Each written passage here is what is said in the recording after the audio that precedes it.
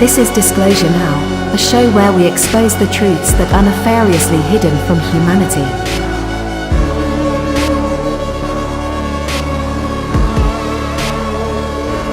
On today's show, Arkim Ra and Brian Tseng spoke with Drago Reid about his connections to secret space programs as well as his work helping people recover memories through quantum hypnosis healing.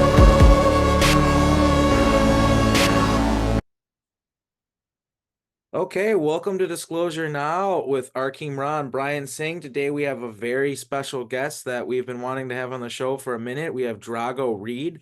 Welcome to the show. It's such a pleasure to have you, Drago. Yeah, man, it's been a long time coming. We've been talking about just having some cool shows and having a bunch of cool topics, and like we can all three talk together about all kinds of stuff, man. Like it's who knows where this is going to go. I feel like we had a synchronicity moment though, where like I saw that post of that like thing that you're talking about. You made like a costume and you're talking about the Anunnaki and Marvel and how it's all connected and stuff like that. Me and Brian both saw that and we're like, oh, this is badass. Like, and basically we decided that's such a great thing to center this whole conversation around. It's like, because to me, the history of the Anunnaki is so important, and it's something that I hear a million different people talk about it, and there's all these different narratives. And frankly, I trust that you have investigated this and looked into this a lot when you say that you have.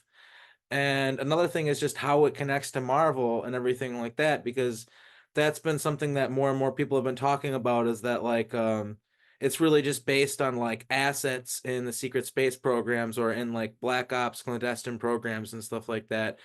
Just in an artistic way or what have you, but yeah, so we're just gonna get right into it. If you'd like to, you could also just give maybe like a brief introduction of yourself to the people watching the show who maybe don't know who you are yet, and maybe just to give them a brief idea of who you are.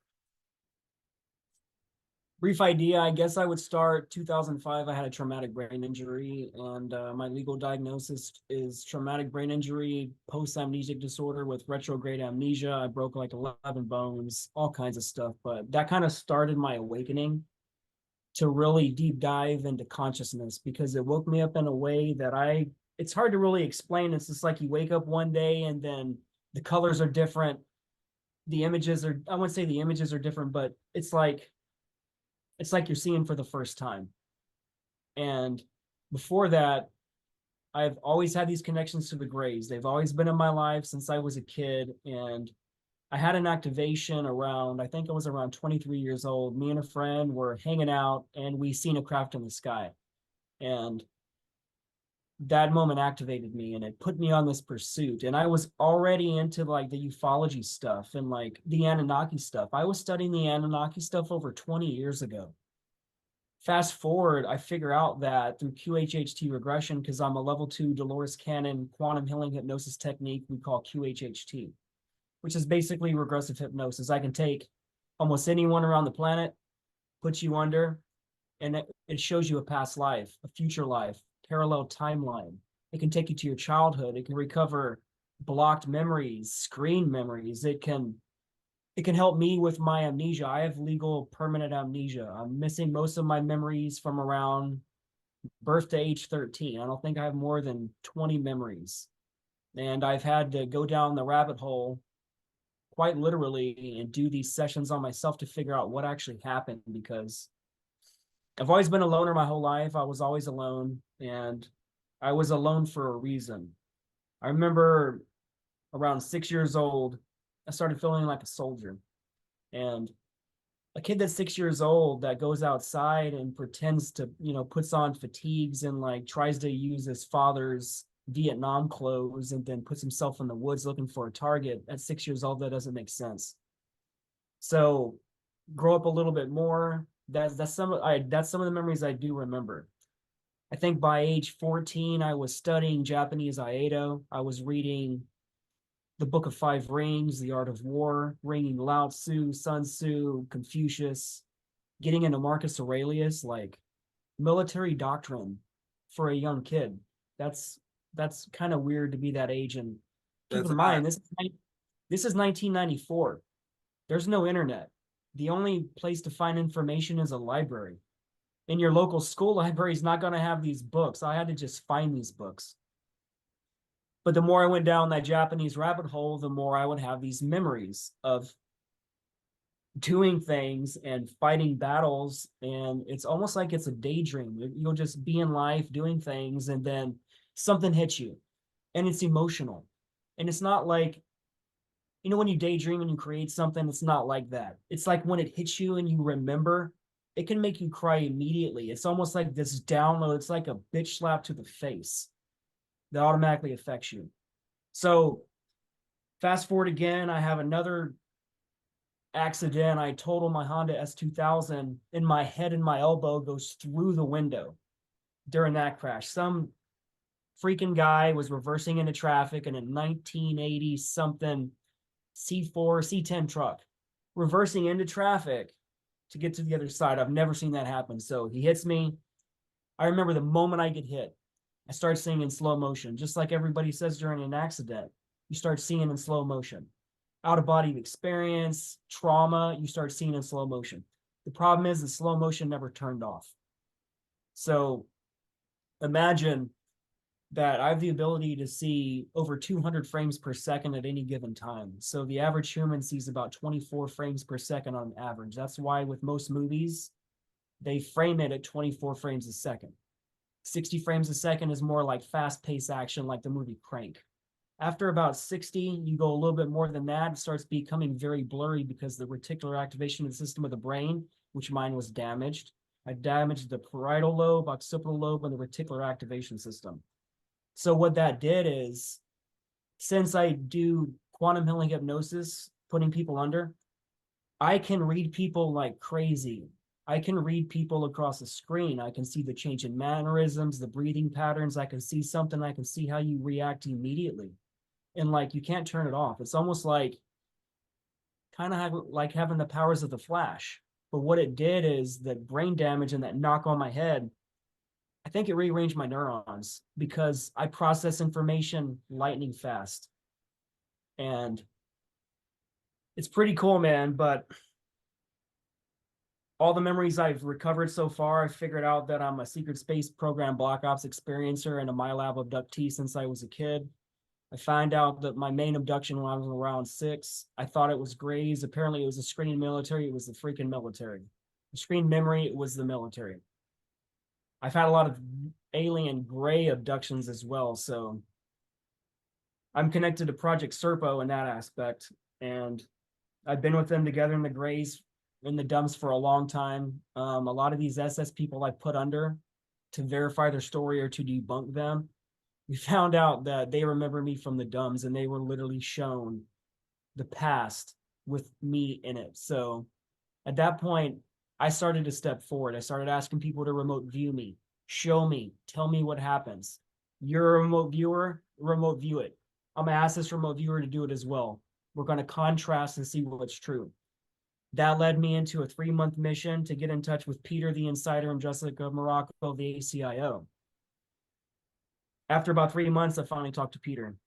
The moment I get on screen, he starts freaking out. And not only does he know me, we've run on numerous ops together, including Jessica. And we end up talking, I don't know, maybe 15 hours over 3 weeks. Every single Monday, we would talk for hours. And this is where I'm at now. I'm at this journey, kind of uncovering all this, trying to unpack all this data, and trying to recover more memories. And I'm here now. Well, we're so glad to have you here with us. Thank you. It's kind of hard to sum everything up just like that, you know, I just think like, you did an amazing job for, I mean, obviously it's probably not going to cover, you know, every stone unturned, but it, I think that was an amazing introduction to who you are. And yeah, Brian, do you have anything to add to that? Yeah. Yeah, well, okay, so Drago, you're able to basically pinpoint and get past that screen memory that the military gave you. So now it's like a MILAB thing, military abduction here, to be taken into one of their special access programs, right? Um, from that point at 6, can you describe that process? Was it you know, your parents, one of them was already in the military or had certain connections, or you know that you took some kind of test and you scored highly. What was it that got their attention on you at 6 years old, do you think? I come from a military family. My dad was in Vietnam. Both of my brothers have been in the military for over 20 years, and one's about to retire. 20 and I think 20 and 30 years plus. So I come from a military family. I went to actually join the Marines in 2005 and scored a 96 on my ASVAB, and they said I can have any job I want. And I said I wanted to fly helicopters. I wanted to rescue people because my dad was a trunk monkey in Vietnam. You know, he was the guy, he was the gunner, protecting everybody to get on that helicopter. And I remember the recruiter, he said, you know, that's a very low probability life job, like meaning that the rate of them being killed is extremely high. And I told him I don't care. I said, what matters to me is I save lives. And if I die doing that, that's a good death. And we check my vision, we do all that. And he basically tells me that I can't fly helicopters. And the best thing I can do is test fly them as a mechanic. And the job they offered me was, they wanted me to do, what's the job where you're analyzing data, an analyst for like classified intelligence and stuff like that.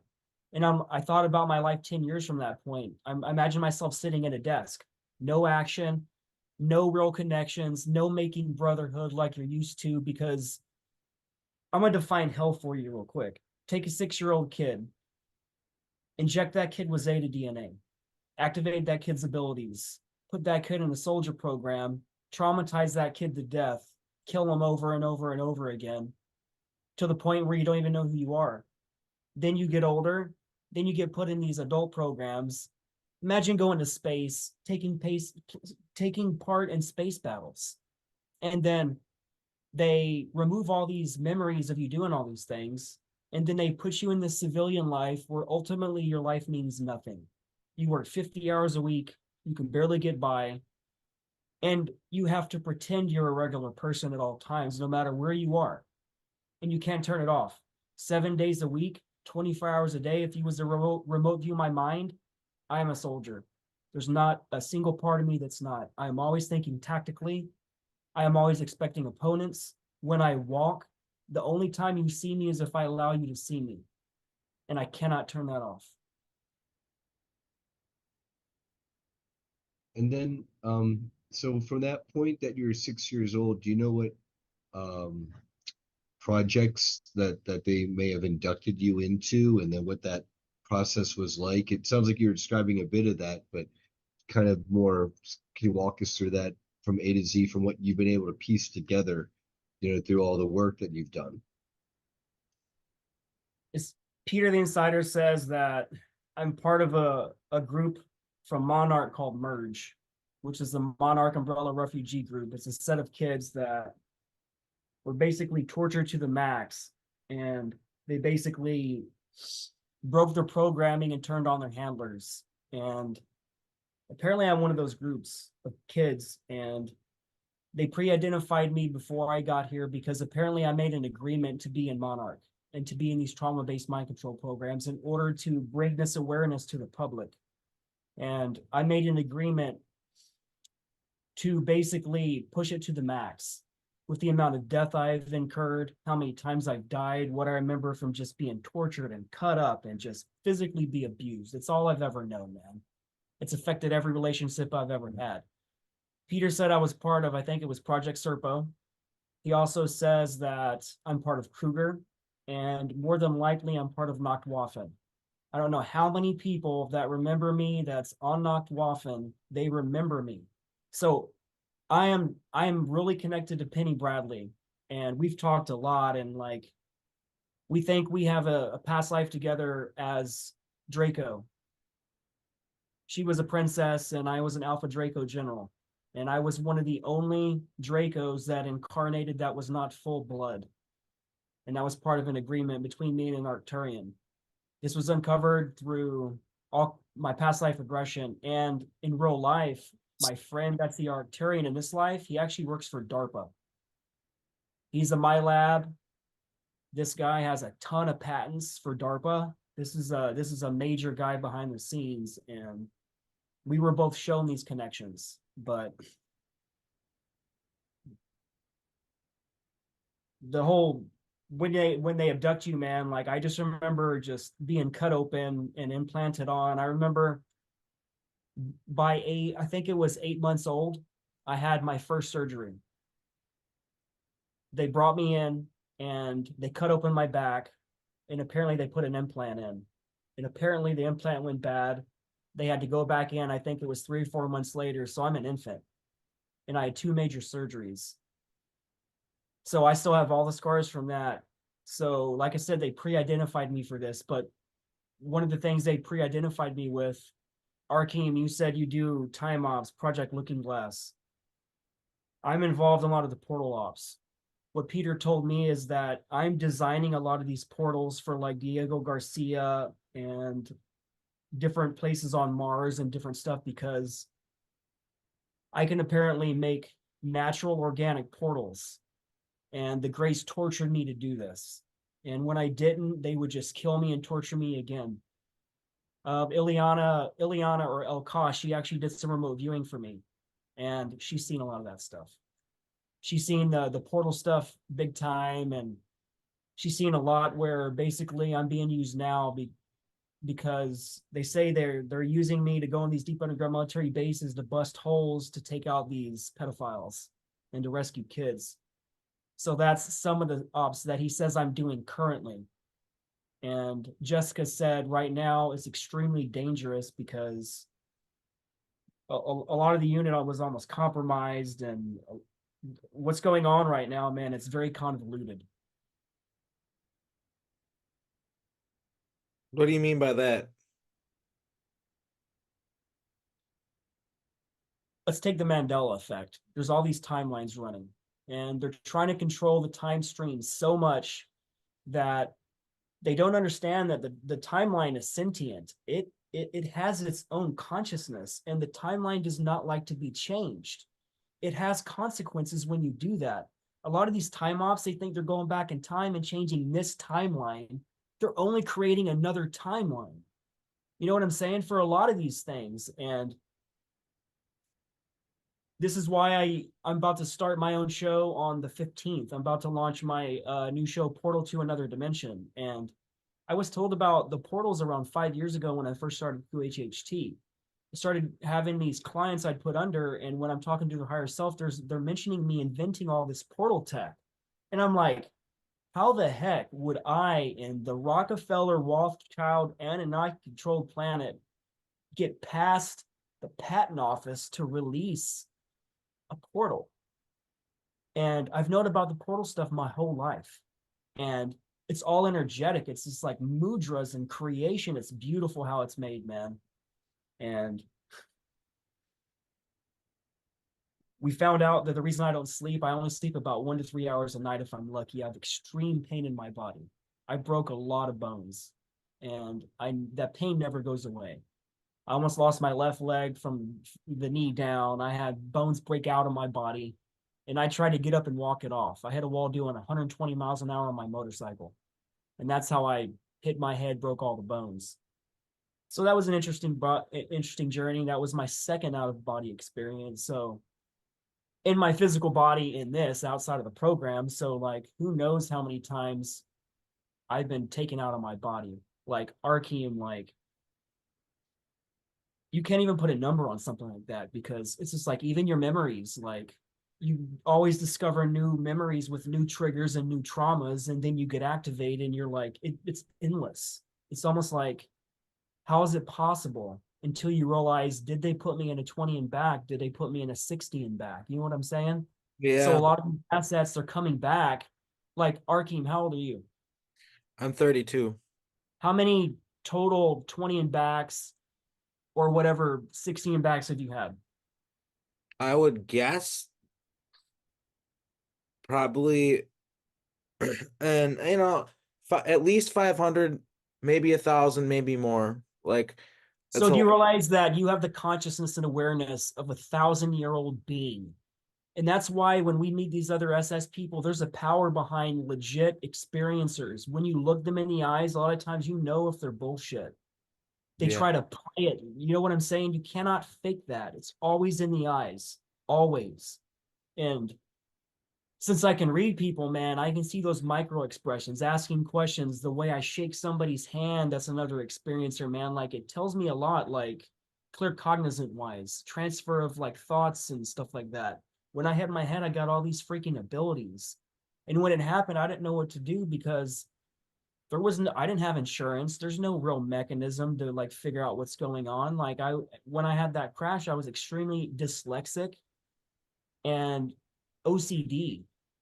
And I was OCD for like a year where I would like touch the doorknob multiple times. I think I would leave my iron on. I would have to drive back home to make sure I turned off my iron. Like, it was freaking insanity. But I realized I developed this skill because apparently when we did my neuropsych evaluation for the S2000 crash to figure out what happened, because I had a lot of brain fog, and I went straight to the hospital. They did a CAT scan on my brain and full body x-rays, and we found I had all these breaks all over my body that I don't remember having. So I don't know where they came from. And I was shocked because I know what was broke during my bike crash, but to see all these other breaks and the radiologist be like, how many times have you had these crashes, you know, like, and you see them, it's shocking. No, then I know I've been taking notes since you've been giving your testimony here, Drago. My question then is, you're got in this motorcycle accident and you got in this car accident, and then they're scanning your body, and then they're finding other breaks that you don't think are related to either of those accidents or anything else that you can recall. That means that then they're taking you sometimes in your current physical body that you're in now, as opposed to, say, consciousness transfer, sticking you in a clone body, which can get all messed up and mangled, and then they put your consciousness back in the body you're in now, and you're none the worse for wear, and you certainly don't have any new broken bones. So that would then imply that there are times where you're taken for missions or whatever in that your current physical body, and then have been injured, and then perhaps have been patched up somehow. They're doing both. Peter even confirmed that they're literally taking me mostly through TR3Bs. And it's happened so many times that I know the patent number for the TR3B, US 2006014501981. And it's amazing. Like, the TR3B is, I would consider it antiquated tech. Like, that's a very old gen TR. You know what I'm saying? But for some reason they keep using them. And I found out that they're mainly taking me to US SOCOM, the United States Special Operations Command, right here in Tampa. And that is the hub for all the divisions of the military, United States Army, military, and Air Force, and Space Force, not too far from my house. When I asked Ileana about it when she was remote viewing, she can only tell me it was classified. She would not tell me anything else. I even asked her behind the scenes, and she responded with, "It's classified." I'm just like, man, these guys. And then they'll take my consciousness. I found out the reason I don't sleep is because I have around 5 to 7 different clone bodies. I have a berserker body. I have different age bodies for different stuff with different DNA in each clone. And they have all my clones housed together in one base.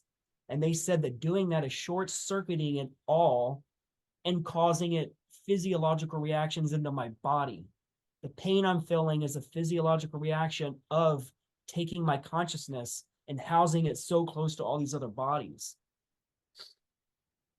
Well, to plug Tampa, Florida there, the three of us are scheduled to be at our Timeline of Disclosure conference that we're co-organizing with James Rink and others coming up in July, and to coordinate with a day of being there at a nearby beach there in the Tampa area.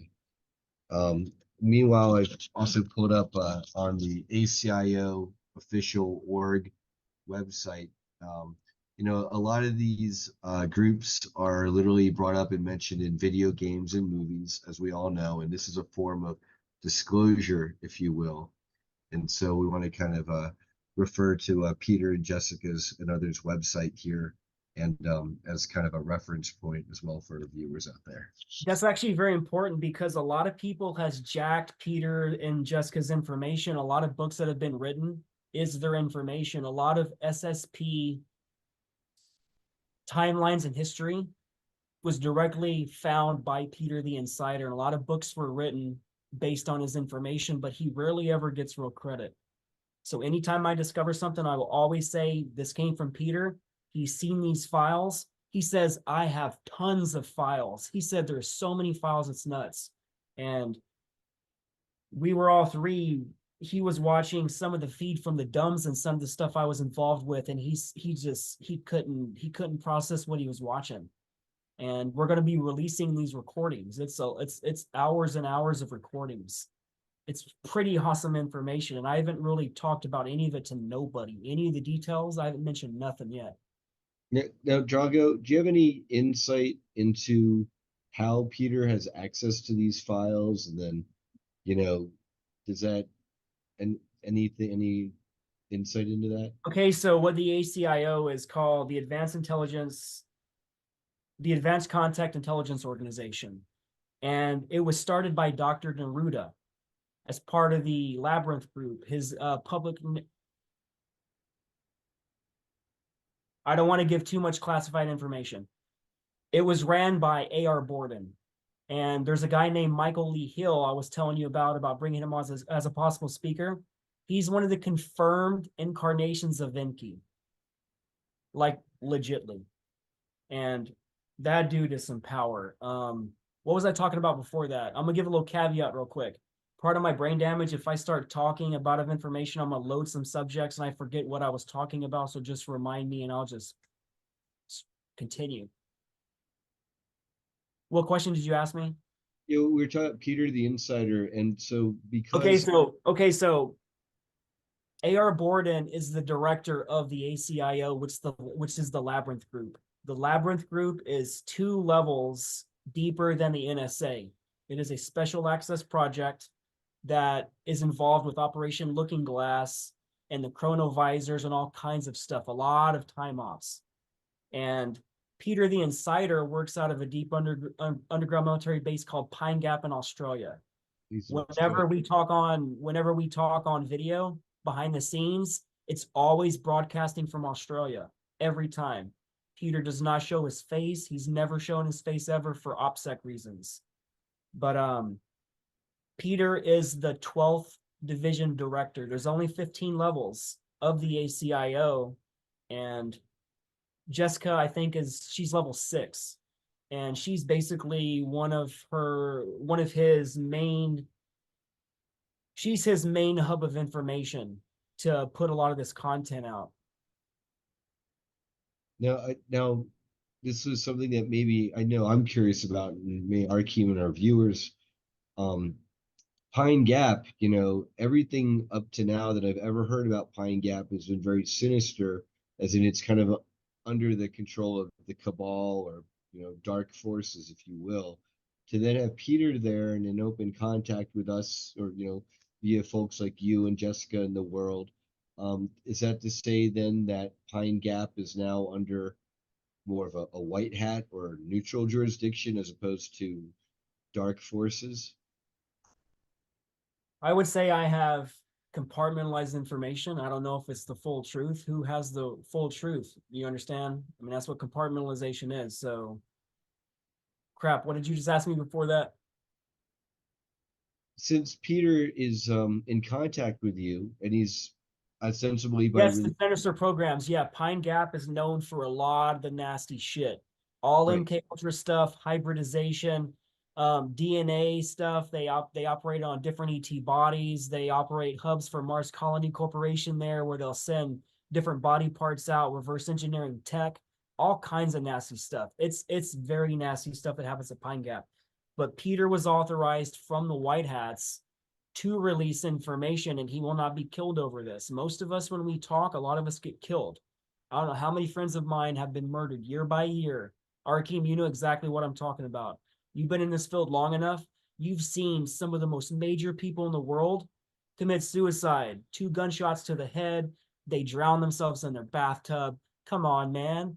Like, it's rampant. They don't want these answers coming out. And I believe we're at the precipice, and like something happened behind the scenes. Some primer happened. There was a catalyst, and I believe there was a shift. But like what's happening in America, there's 2 different sides. The bad guys of America, they don't want to lose their control. The good guys want to uncover all this. We just had the Epstein list just get released. We all 3 knew who was on that list. We've known since Q dropped all that stuff, and I think it was October 2017. And people's like, Q is a psyop. Okay, cool. Why are all the names that are being unsealed, why do they all match the original list damn near verbatim? And it's also expanded, but almost everyone on that list that was named 7 years ago already. It's been 7 years, man. Not a single arrest. But think about this. We've had the most celebrity deaths in the last 10 years. The most suicides of celebrities, the most uncovering of crimes. Me Too campaign since Trump. All the perverts were outed. Ricky Gervais outed them publicly at the award show. That was freaking amazing. And no one's seen that coming. So I believe there's been a shift. And I believe even Ricky Gervais was allowed to say those things because they didn't cut. They allowed him to keep going the entire time. And I believe that was one of the major moments where they said, hey, we know what's going on. Watch out for Ronan Farrow. That was a really great, I don't know, of all the comedic openings for an Academy Awards or whatever, that was absolutely, obviously the best. And since, you know, just like you're saying with compartmentalization and its sinister spots, like Pine Gap, and maybe there might be a changing of the guard, you know, like you also mentioned earlier that you were perhaps at night or however with time travel, it doesn't matter, running missions to then help like clear out the dumbs. And then can you elaborate on some of those missions, and maybe was there like a changeover? Oh, that started happening around, you know, what year did that start happening from versus the sinister stuff? Well, just understand, most of us in the SSP blackout programs, we don't do a lot of good stuff. A lot of these SSP soldiers, they sing this hero story where they're all saving kids. They're all coming in with like the white horse and the white hat. And then you figure out a lot of these guys behind the scenes, they're psychotic. They're the worst of the worst. They're the rapists. They're the ones that raped everyone in the programs. And they're still doing it behind the scenes in this life. And they're pretending that they're empathic now. They're pretending that they healed from this stuff. And the information's coming out over time, especially a lot of claims about who killed certain people. There's been a lot of claims made about who killed certain people. I don't want to call that out right now, but information's been released lately that certain claims were a lie. And that's pretty bold to just to say certain things and you killed a certain person with a certain set of people. But all this stuff needs to be outed, man, because there's a lot of fraudsters. And Arkeem, you see them all the time. It takes a while to figure them out, but like it feels like we're building this radar where we can detect these people. But the ones I watch out for are the forum people. Like they basically do what Corey Goode did. They basically were in the forums for 10 years before they even went public. You know, like Corey did with Carrie Cassidy and Project Camelot. He was in the forums and the deep forums for a very long time before he actually came out. And once you figure out who these people are behind the scenes, man, you're like, damn, I was sold a bill of goods. I loved Cosmic Disclosure, man. I found out more about myself in that show by them talking about these programs than I ever have in my life. And I believe Cosmic Disclosure was a double-edged sword. You're going to get cut no matter what way, but it was necessary. Look what it started, man. that was a catalyst to a movement that needed to happen, because at that point, before that, there was whistleblowers, but there was no big thing since really Max Spears. You know what I'm saying? Like Max Spears was the last big major insider for this, right? Tony Rodriguez is becoming the biggest now. I think he's like one of the most famous super soldiers right now. So that's awesome that we're gonna have him at the timeline of disclosure, man. That's gonna be really awesome. He's gonna be keynoting. Did you guys dial Yes. that in? What'd you say? You guys dialed that in? Yeah, Tony has said that he wants to make sure that he's back from the conference that he's going to be at in France to make it back in time for our conference, and then we're going to schedule it so he's on the last of the 4 days as the top headliner for that day. Perfect. That's awesome. Good news. Hope I didn't speak any insider secret too soon. No, not at all. And speaking of other super soldiers, there some of them in the I don't know if I want to say that the fakers or the mix of people who are the real, but they're kind of also wrecking at the same time. The other people have talked about being in the programs and being put in these battle situations where it's not glamorous hunting down indigenous raptor people or ant people, raptors and ant people on Mars, for example. Just in general, it's a lot of it's just being colonizers, like kind of like it's kind of like the like Native Americans talk about it here, how they came, the Europeans came over and stole their land. It's kind of like the same thing, very similar, like Nachtwaffen especially, like they just expand their empire as far as possible, and they don't really care who if someone gets in their way, they're just gonna get them out of their way at whatever necessary way that however they need to. And a lot of it's just colonization and just gaining military power, just gaining power, gaining more and more power and more resources, and it never ends. And that's what a lot of it is. And so you can only imagine. I mean, look at like how Drago and I have both been exploited by these time corporations. Well, when they show up to these planets to exploit them, they're not treated any better either. It's just a mess all over. And I don't like the things that I've been forced to do. And no, I'm not a hero, and I have done horrible things, and I have hurt people and done terrible things to people, especially Montauk. And that's something that I have to live with. It's something that I just try to be realistic about and hopefully help other people with, because I do know that they didn't program us to be Mr. Rogers in these programs. They program us to be weapons of mass destruction. And I'm still healing from it. A lot of the stuff you're talking about, Drago, I know exactly what you're talking about.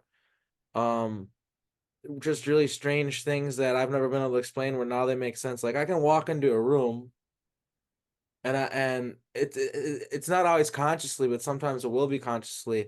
I instantly know what in that room I could use as a weapon and kill someone with if I had to. Like It's awesome to bring that up. It's awesome because you cannot turn it off, right? That's the first thing I do when I meet a new person I'm gonna put under with hypnosis, and they say they're in a government program. I come prepared no matter what. But the first thing that I do when I walk into a hotel room, I look for blunt trauma weapons. Anything I can use if I activate an altar or someone tries to attack me out of nowhere, I know every part of it. Mm-hmm. And that's really awesome, man, because like having that situational awareness, man, and never turning it off, it protects you in ways that no one will understand. It's that save yourself mechanism. And you can't, you're not born with that stuff, man, unless you're bringing in incarnational information from other lives, and that was part of the agreement, and you needed to know that at a young age in order to bring it to your adulthood. But like, you're the first person who's ever mentioned that I've ever talked to, and I'm writing about that in my book in extreme detail. Like, I'm really good with I just knives. thought it was fucked up. Like growing up, like I'm like, man, I must be a real psycho if I'm like, why am I thinking about this? And I'll admit it's not, I think I'm always doing it, but it's not always like on a conscious level. But when it is, it's always like for me, it's just like sometimes it's jarring. You know what I mean? It's like because it's one thing if you're in a situation where you think you need that resource and you think you might have to whoop some ass, right? But when you're just in a normal situation and you're doing that stuff, it's kind of like, what Yeah. I mean? It, You it, don't really want to be thinking about that at the time, but you are like, exactly, because like even when we met every time I meet a new male, I always look for weaknesses on their body. I look for a limp. I look for a bum shoulder. I look how they walk differently, no matter who you are, and I can't turn it off. I do it to people I work with all the time. I just look at them and I fantasize how I can like break the inside of their knee if I have to. And I practice martial arts 7 days a week. I cannot turn that off. I've been a martial artist for almost 30 solid years. I got into combat aikido at the age of 15 with all that Japanese stuff, and I've studied at least 7 different styles. And it rolls me. Right now, I'm focusing on boxing because I realize being a lifelong martial artist, they don't teach the art of knockouts with martial arts. They don't teach the science of how to knock out a human skeletal frame. And I'm learning that in boxing. So that's why I got into like mixed martial arts, because I realized a lot of the styles I trained with were all stand-up styles. And what I learned from UFC, watching that since I think 1995, 1994, I realized that I needed to work on my ground game. And the more I worked on that, the more it activated my memories of doing parkour. And I started doing parkour all the time. I started like climbing buildings, and like I would feel exhilarated, and like I knew the mechanics of timing with no training whatsoever. It's just like, where's all this parkour stuff coming from? And I would do it in front of everybody. Every time I found a cool kind of walkway or like a hallway where I can climb it up, I just climb up the hallway with my legs. Get in almost anywhere. And I figured out, once I found out the Kruger connections that were taught in parkour. And I was just like, oh my God. But you asked me what my first memory was. Really, it was the abduction. And the second memory was 10 years old. I was living in a trailer park in Mansfield, Texas. And every day I would come home, I would see these bullies.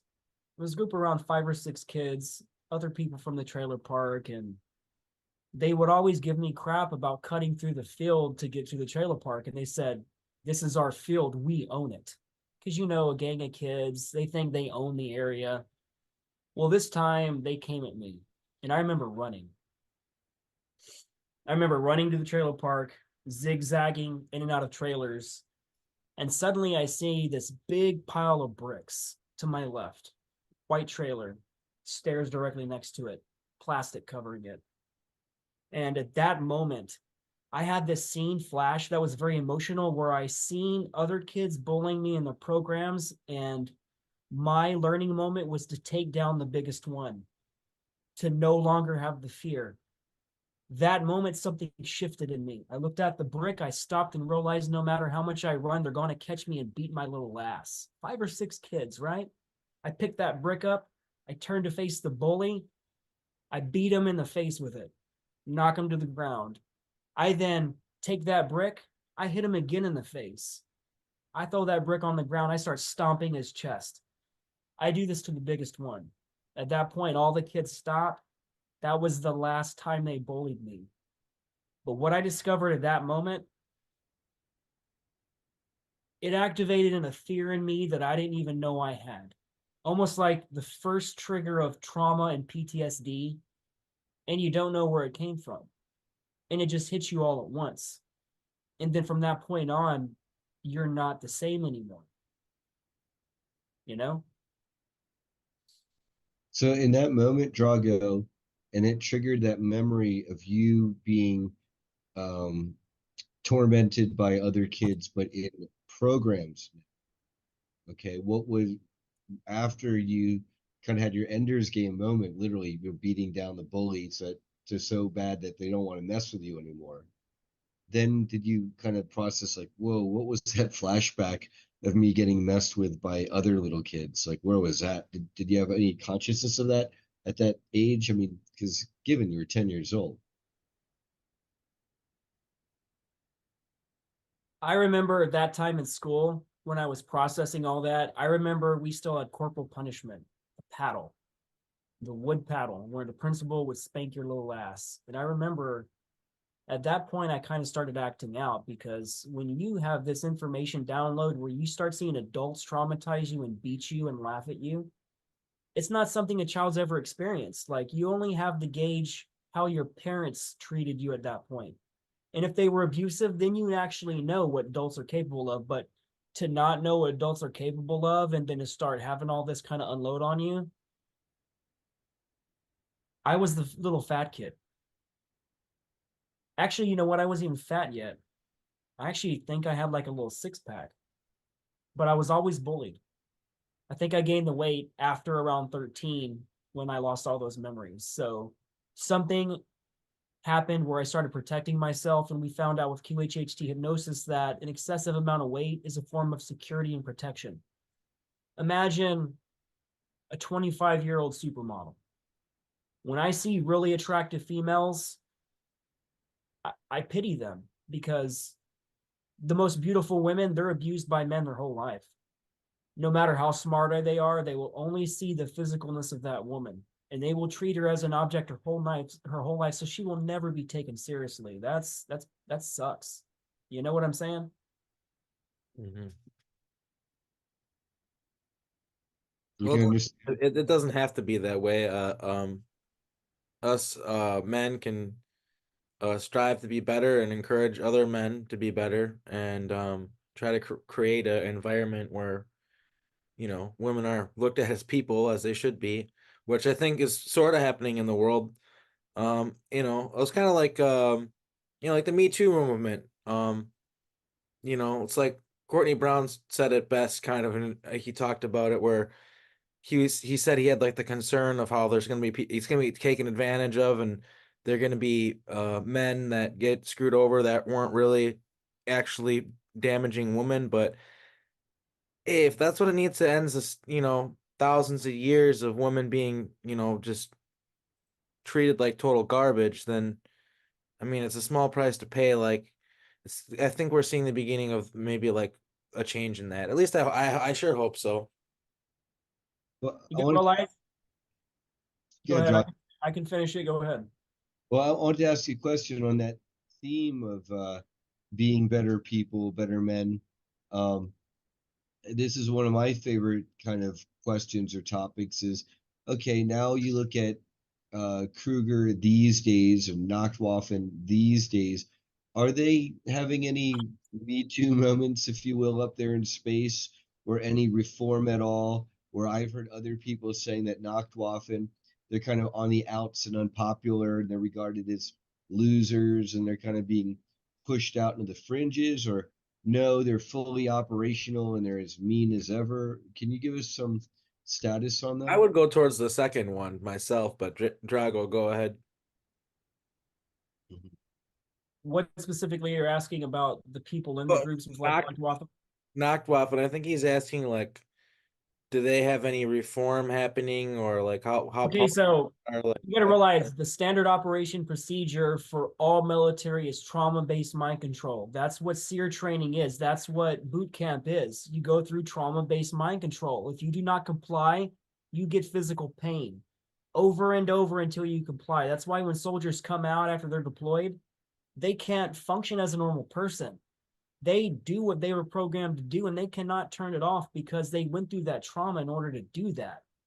Like, Fritz Springmeier wrote a book. He's one of the Illuminati deprogrammers, and a lot of his techniques that he wrote about, that's what kind of put me down this rabbit hole with Monarch and like all these groups, because I started realizing a lot of these techniques and deprogramming codes he was talking about actually work on people in the programs. So at that point, it kind of changed my focus with QHHT. I started attracting all the super soldiers and going down that rabbit hole and verifying all this stuff, man. It's next level to be not only an experiencer in the program, but you can directly use a technique that's not bastardized. What I mean by that is Dolores Cannon created one of the original techniques to do this past life regression. And all these other techniques, they're damn near clones of her technique. They call it a different name, they change words, but almost the whole thing is Dolores Cannon's technique. And it's crazy how anybody can just take technique, change a couple of the ways it works, and say, hey, this is my technique. So QHHT, it gives pure results. A lot of these other kind of hypnosis techniques, they're really splotchy with what they actually bring, because with QHHT, I activate your third eye. If you've never had a QHHT session, neither of you have one, right? No. I kind of sort of had one, and she used a Vogel crystal, and that was the one kind of thing when she started holding up to the screen, I thought I saw maybe colors with my eyes closed, like purple appear. But I'm one of those people where I consider myself to be hard, if not impossible, to hypnotize. So I'd like to know if you run into any people like that, and then what do you do in the hard to hypnotize cases as a practitioner for QHHT? Out of over 500 people, there's been 3 people that I haven't been able to put under. I just found number 3 2 days ago. Woman came in and we figured out, James Ring's talked to her, Matthew Mornian's talked to her. A lot of major people have seen her in person. They said, this woman is major. She's from Poland. When you see her, she's either a queen, she's something. She had a lot of her memories removed, and I am very successful with putting people under, even the ones that don't think they can, because I go beyond the techniques that most QHHT people use. And it's all QHHT stuff. But the way I do it, I use multiple scenarios of the same technique, different techniques. And the way that I'm so successful is, most times when you try to put someone under and you're unsuccessful, there's this time of processing. They open up their eyes, they feel like a failure. They're like, what did I do wrong? Is it me? Is it possible to be hypnotized? I don't allow that. Before they even process that, I tell them to close their eyes. I go into the next technique. And one of the major techniques I use, it gets people almost every freaking time. And when your third eye activates, you've ever had the most realistic dream you've ever had in your life, and nothing compared to what you went through in that dream. That's what QHHT is. Anybody doing this stuff over the internet, that's a bastardized version of QHHT. We are not allowed to do anything over the internet because we keep the technique pure. When you come see me, Brian, Arkim, I am very thorough with my background interview. I'm looking you in the eyes. I'm asking you questions, and I'm seeing how you're reacting, how you're responding to questions, what you're not telling me. You know what I'm saying? And it's very personal when you can look someone in the eyes and you can tell your story versus like you're disconnected on the internet. More than likely, your hypnosis practitioner is probably in their shorts wearing flip-flops. You know, it's a really weird kind of disconnected feeling where you can't relate to it. And then that can cause that disconnection. You need to feel the emotions. You need to connect with the person in front of you. And I am known for my regressions. Matthew Mornian, he came to my house and I did a 5-hour regression on him. When I say 5-hour regression, I mean he was under for 5 solid hours. And what we found out was freaking amazing. Didn't you guys just recently do a show with him? Yeah, so I'd say we had a great recommended you for QHHT and brought you up and kind of put you in our consciousness and in our radar once again. You were already in our radar, but yeah, it's good to have you on the show, and it was great to have him on the show as well. And yeah, he totally testified to the fact that you're doing some powerful stuff over there in Florida. Yeah, man, like we found out, Matthew wasn't aware, but he's in the programs as well. And he's been to the deep underground military bases as well. And guess what? That 5-hour regression, you know what his higher self chose to show him? Him and the dumbs with me. Us going through the programs as children. Now imagine other major show hosts coming to get a session from me. or other major SSP people. I put them under, they get shown a life where we're together and we're doing ops together. It's to the point where it's all I'm seeing now. You know, I just had a super soldier named Ann Hayes. Amazing woman, powerful soldier. You guys should talk to her. She has a very unique story. She remembers me from the dumbs as well. And it's just like everybody's remembering me from the dumbs.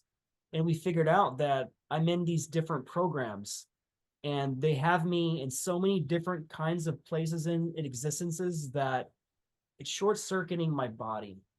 And there's not a single day where I feel I'm fully awake. It feels like electrically, there's hardly any electricity coming through my body because I am so tired.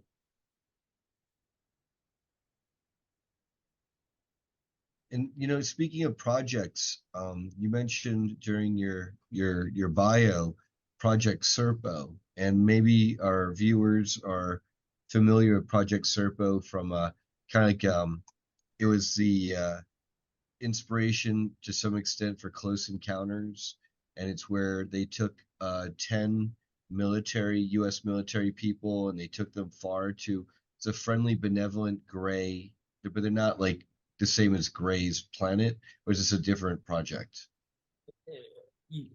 Publicly, it was friendly, but they're not friendly, man. Even This whole narrative where they say these grays are positive beings and they're here to liberate us and stuff. I've never even heard that before. Even the Serpo stuff that I've heard, that they were like seemed nice at first, but then they like were really weird with DNA and stuff like that, and they didn't understand like people's sovereignty and the people that They also don't understand our emotions. That's what Serpo was. They took humans in order to understand us. They took us to their planet Serpo, and we had to learn from them while they learned from us. And they gave me Zeta DNA. So I've always been connected to the Zeta Grays because of my Zeta DNA, and it gave me a bunch of abilities. So if you meet me in person, you can see I walk with a certain power. Like when I walk through a crowd, people observe me and they move in the crowd. There's something physiologically and electrically happening in my holographic field, and it's freaking amazing. People call me an ET all the time. They're like, "You're reptilian." I always reptilian. Now you say yourself there, Drago, that they're not friendly. That project Project Serpo is not like a friendly, benevolent thing. And their food tastes like shit. Oof. And then now if they're hybridizing you, right, with their DNA, is that because then their desire is to replace basically humanity with hybrids of themselves, hybridized with us, and basically themselves? You have to have DNA of a completing being in order to interact with a lot of these beings. Let's say you interact with the Draco and you're human. More than likely, that Draco's energetic field will short circuit your electrical system and kill you. You have to be a hybrid. Almost all SSP people are hybrids. They modify our cellular DNA in order to be in these different atmospheres and environments.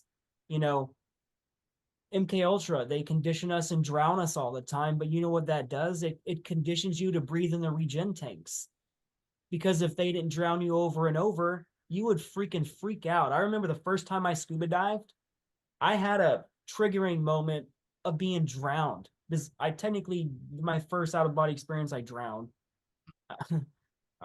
Probably 13 years old, Guadalupe River. What's weird is a lot of us have I've been discovering that a great deal, and I know that you're from the South, but I found in my case people from the Midwest, but a lot of us have weird near-death drowning experiences when we were kids. I had one, and lots of other people I know, and I also have this weird memory that is not. It's like when I look at it, it's like looking through a fog glass, and I don't know how to explain it other than like I'll be doing something, like I'll be hanging out playing music or something like that, and it will come to me, and I'll see it for a moment, and I got this memory of like spaceships showing up at the pool when I was a kid, and like people like wondering what's going on, and then reptilians coming down, like Draco coming down and like snatching up all these kids, and like through portals and stuff like this, and And it's a weird memory I have, and I wonder if it's connected to the drowning near death thing or not, or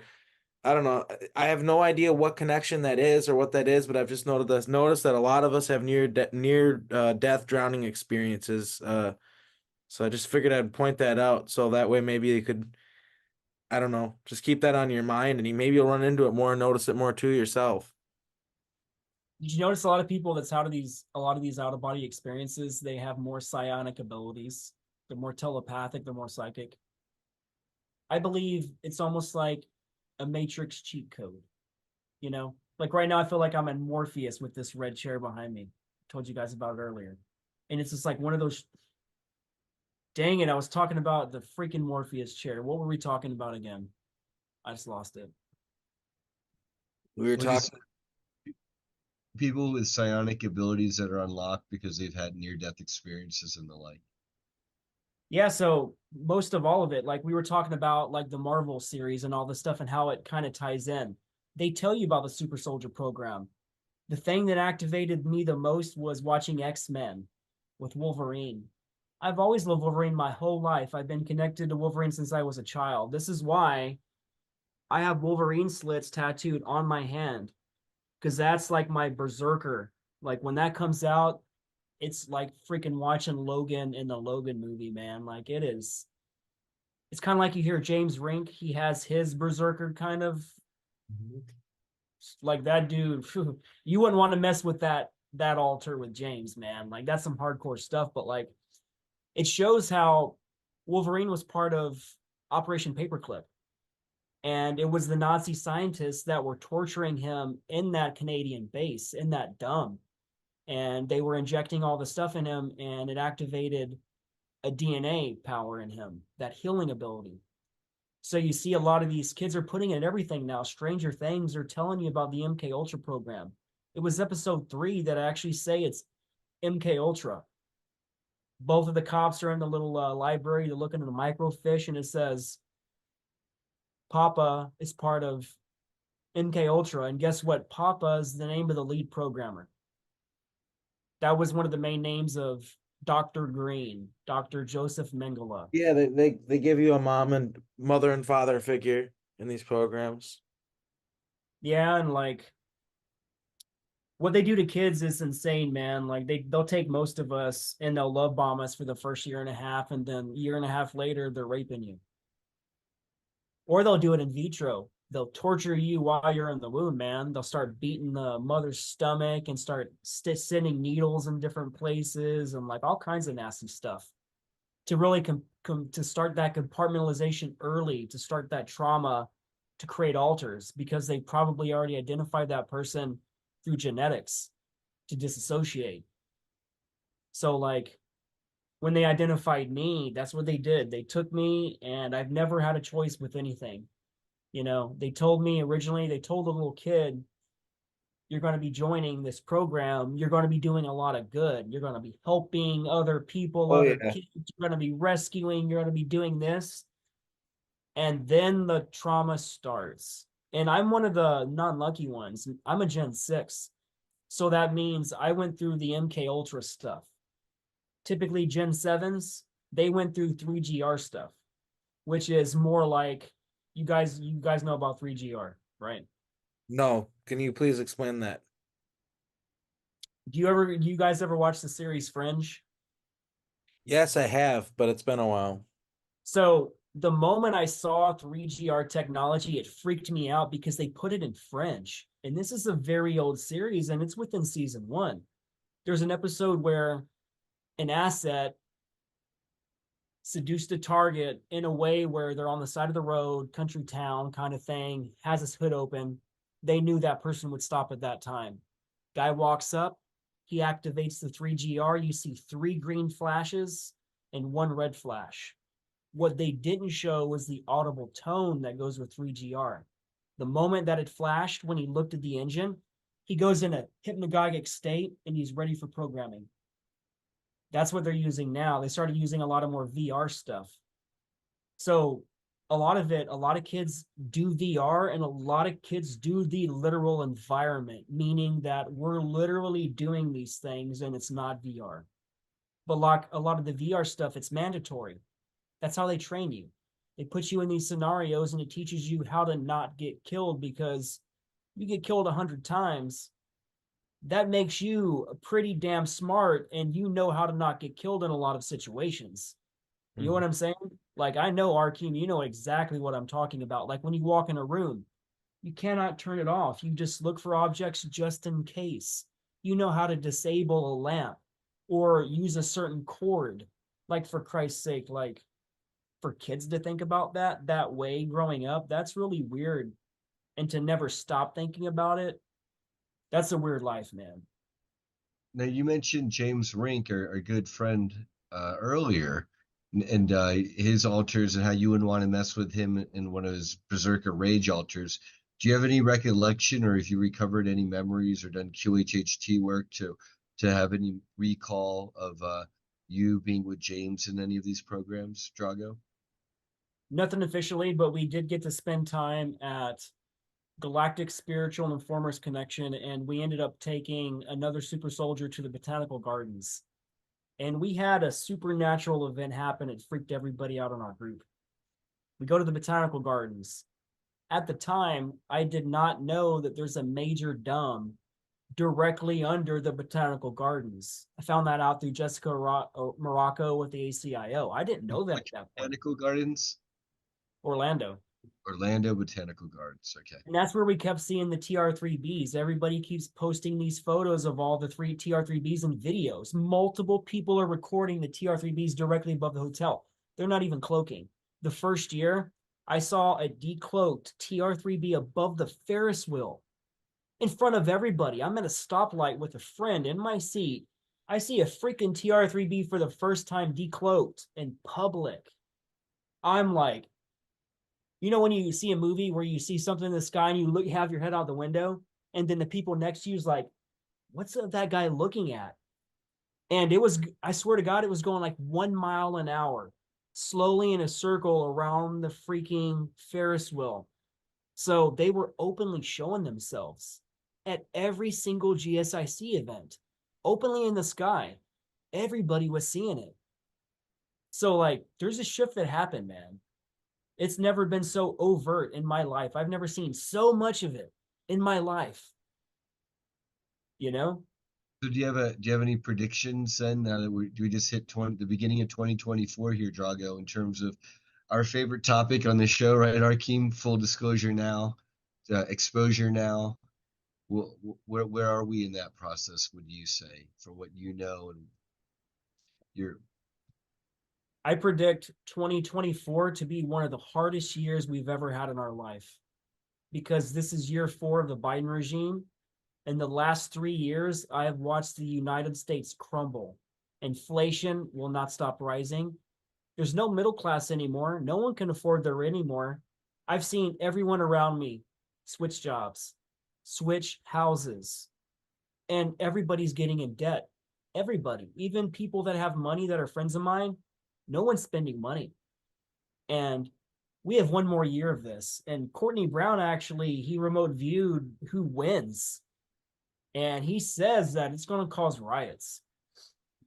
So it would be cool if Courtney actually says at the timeline of disclosure what he actually saw, because I believe that depending on who's elected, you might see the Second American Revolution. And I have a chapter in my book called The Second American Revolution, because everything that happened at the Capitol, we're now showing with this 40,000 hours that was released. It wasn't an insurrection. We were all lied to. Every time they've tried to prosecute Trump, every single time Trump beat him. How? If he was really that bad and corrupt, you don't think the deep state would have the videos and the evidence, all the stuff from the WikiLeaks and the Vault 7 drops and all that stuff? You don't think they would have posted all that evidence already? Come on, man. Like, think about that. Like, don't forget that Trump is bloodline Illuminati.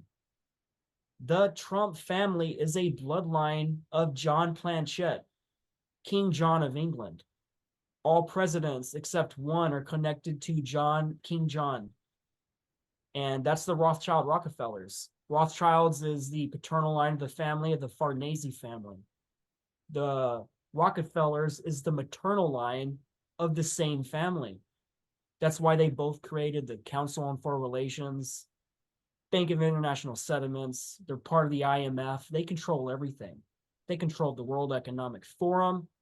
World Economic Forum is nothing compared to the hierarchy of what is really going on. And like the Rothschilds, Rockefellers, they say that their lineage goes all the way back to Egypt to King Nimrod. King Nimrod is Anunnaki. So we find out that the only president that wasn't part of the Illuminati, part of the Anunnaki Illuminati, think about this connection. Only one president, Martin Van Buren, he had Dutch blood. The only reason he was let in the bloodline because he married in. He brought something to the table. But usually nobody of impure blood's allowed. And they are the original Rh negative bloodline of the Anunnaki. So we were talking about the Marvel universe, the X-Men universe. They're basically showing you in the Marvel universe that, let's talk about the Thor kind of stuff. It's showing you that their planet is basically Nibiru, but they changed all the details. In the series, it's this beautiful planet, crystal everything. In real life, it's a red planet. Volcanoes erupting, covering the atmosphere. They went through this nuclear kind of war of kingship between each other. And basically it was the North against the South. Quite literally, what's happening now, the North against the South. It's like almost as above, so below. So you had all these battles happening on Nibiru of the kingship, law of succession, the law of seed. And it caused all these battles. But the Anunnaki story is really nothing in contrast to what happened in the Orion Wars. What happened when the Draco originally came into this universe and invaded Lyra, started killing all the Lyrans, and then we all had to scatter to Pleiades, to Sirius, to Mars, go to all these different places. And because of those wars, we had a couple planets explode. The planet between Mars and Jupiter was Maldek, aka Tiamat. That exploded. Part of these stupid kingship wars. And then the asteroid belt is a result of that. Yeah, and I've been there before. It's amazing. Like, Ceres is there, right directly in the center of the asteroid belt. A lot of people don't know that Ceres is there. And you got to realize Mars and Ceres was a moon of that planet. And when that planet exploded, it knocked out the atmosphere of Ceres and Mars, mass killing people. That was never part of the original contracts of incarnation. They did not agree to that as a soul level. So at that point, when everyone died, all these souls that had contracts, they're not allowed to go back to source. They have to go back to fulfill these contracts. So we ended up mass incarnating on Earth, and Earth was a part of that exploded planet. That's why the Anunnaki call it Tiamat. That's the veins, the blood, the waters of Tiamat. That's literally how it's described. Everything comes from Tiamat with the Anunnaki story. You have the story started with Queen Tiamat, and then she has a mate named Apsu. They combine energies and they create a being called Mumu, which is like their vizier. They three combine energies and you get Lamu and Lahamu, the male and female. Then you get Anshar and Kishar. King Alalu, the one that took over Nibiru, and basically was the first Anunnaki being to come to planet Earth. In fact, he was the first one that actually went past the hammer bracelet. That's what the Anunnaki called the asteroid belt. Up to that point, they were not capable of passing the asteroid belt. They never even seen the Earth, because every time they tried, it would blow up all their ships. Now, what happened with the reason why the Anunnaki came to this planet is because they were going through this world nuclear war, and it caused mass sterilization of their entire species. Their plants were dying, their waters were getting poisoned, and it opened up this atmosphere, and they realized a hole in the atmosphere. So basically these solar flares are coming in, it's affecting everything, and they realize we have to fix our atmosphere. All of our nuclear wars caused all this to happen, but they didn't call it nuclear weapons, they called it weapons of terror. That's what the Sumerian tablets refer to it as. These are nuclear weapons. They used it in 2024 BC at the Sinai Peninsula. Enki ordered Marduk to basically blow up a bunch of spaceports, fighting with his brother Enlil, which is basically Thor. And Loki is Enki. Enki is always depicted with horns in all the Sumerian tablets. So is his brother. Matter of fact, the amount of horns you're depicted with shows the level of your rank. Most people never talk about that. It's just like there's all these depictions of a pill or it looks like a bag. If you truly study the Sumerian tablets, you realize it's not either of those, and people are just talking, they're just speculating because they've never read the Sumerian tablets. Whenever you see that bucket, that is a pail of living water, which means that depiction is a emissary of the faction of Enki, part of the Enkites. You have the Enlilites, and that's where the elite come from, the House of El. Superman, he's from the House of El. They're showing you the story of the Anunnaki. When the movie Man of Steel, when it starts, it shows Nibiru. It shows their planets going through nuclear war. It's exploding. They've got to now send their one seed to save everything, which is like a symbol of what Alalu did, King Alalu. And his name is Kal-El, Kal of the House of El. His father's name is Jor of the House of El. All the archangels, angel, all that stuff is derived from the Anunnaki. All of it. Let's take Angel Gabriel. You got to realize, let's take Gabri. That's the propaganda position of the archangels. Meaning, Gabriel was the one that started the three world main religions. He helped with Christianity, but he was also sent to Prophet Muhammad. He started Islam. And a Christian angel was sent to start the antithesis of a religion that would then war eternally against each other. And the name of that God was Allah. That's one of the descendants of the Anunnaki.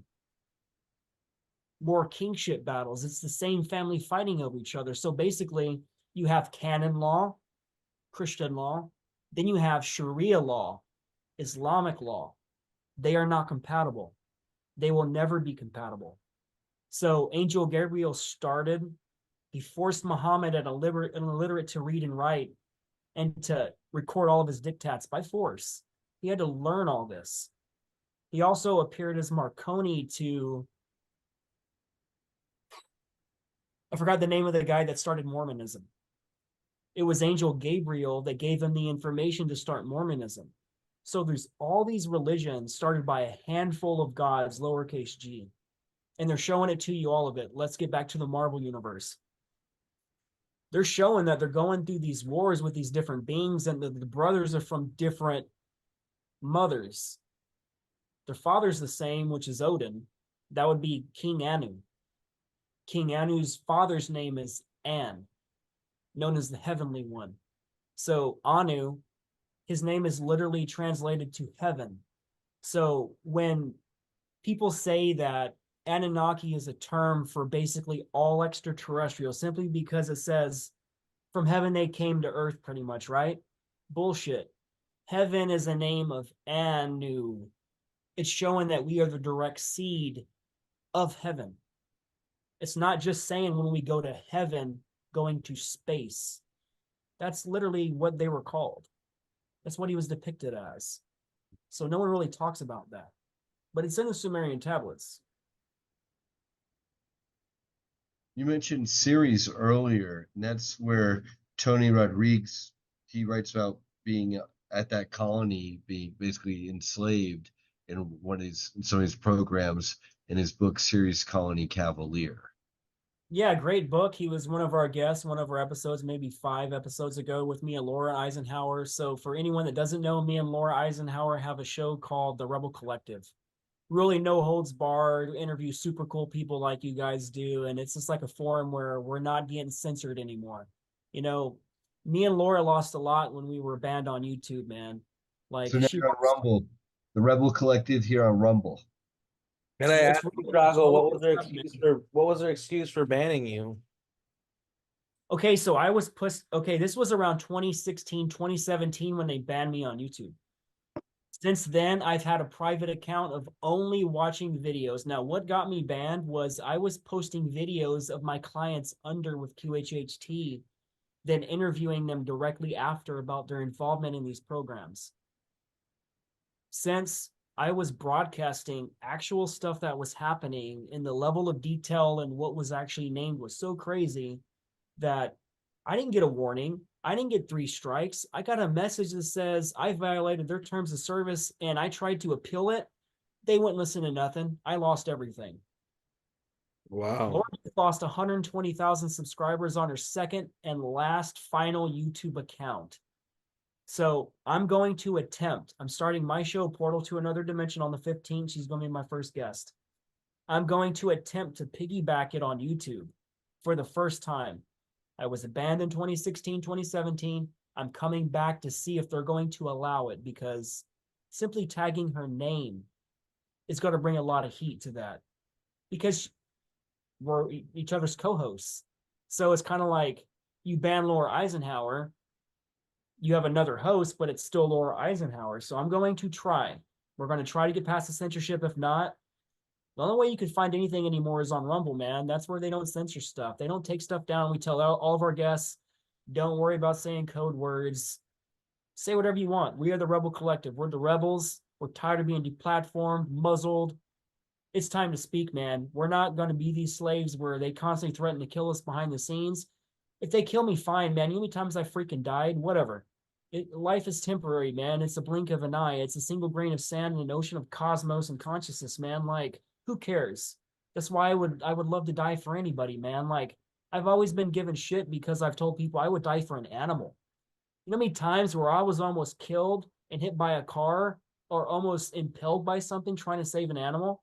But it would have been worth it to me, man. Like, I don't know, man. Saving a life is a worthwhile life to me, man. Like, I never seen myself getting to old age and just dying of old age. Like, to a soldier, that's freaking hell. Take him out of combat, that's hell. Yeah, man, like the Klingon thing, like you want to die in battle. I want to be Did you useful, know? I want to die in battle. Did you know the Klingon? They are literally the Draco. Yeah, I It's, know that. I they were mean, I personified guessed as the it, literal Draco. it's always just been a guess to me. But yeah, they're come on, obviously, yeah. Did you have a Draco on your ship?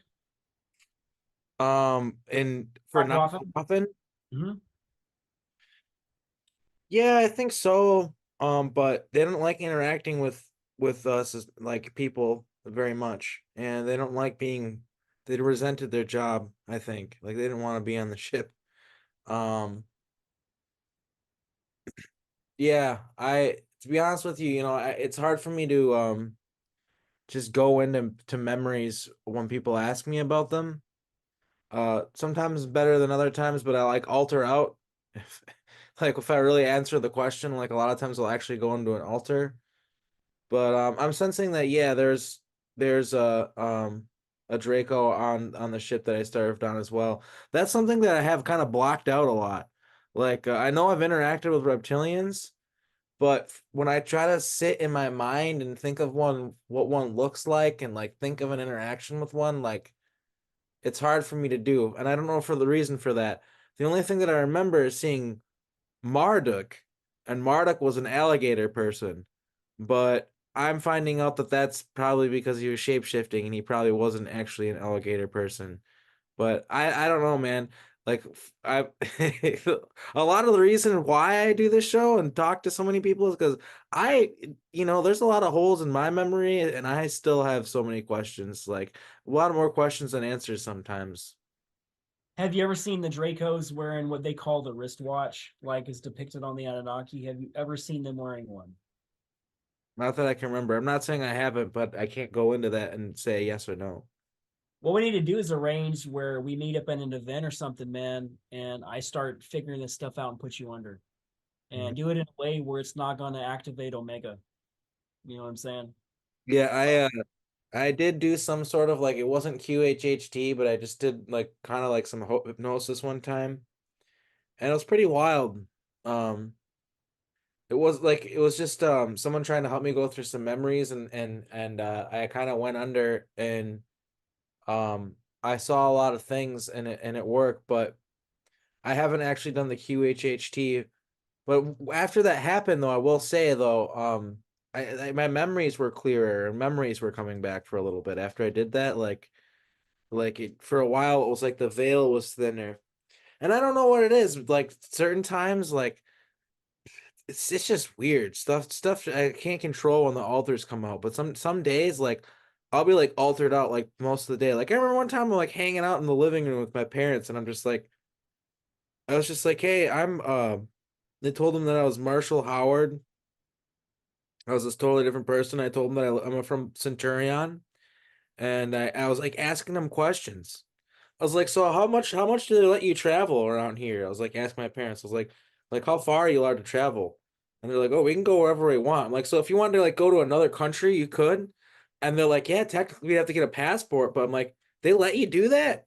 Like, and I was just like, wow, like I have to stay in my district. Like I had this whole conversation with them, and I was like, I was there, but I wasn't there. It's like it's alters are weird, man.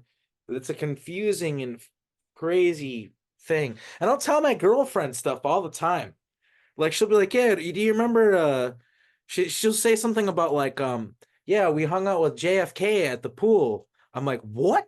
She's like, "You were the one who told me that." I'm like, "I told you what?" She's like, "Yeah, you were telling me that like we knew JFK when we were CIA agents in the 50s or whatever, like and we knew yeah, like we knew JFK, like you told and like you said we were at the pool with them or something like that." I'm like, "I don't remember telling her that." So like that's what's weird with the memories and everything else is they're supposed to be compartmentalized and stuck in these other alters. And when I'm remembering things, it's like there's like bleed through. You know what I mean? And it's like Penny talks about it too. Hard Like, to piece it all together because like you only have pieces of stuff and you don't know if they connect to certain memories because there's no congruent timeline of that experience. yeah, like here's another one. Okay, recent. I don't know like where I was, don't know what planet I was, don't know if it was in the future, don't know if it was in the past. I'm guessing it wasn't during the current timeline now because of how the people were dressed and stuff.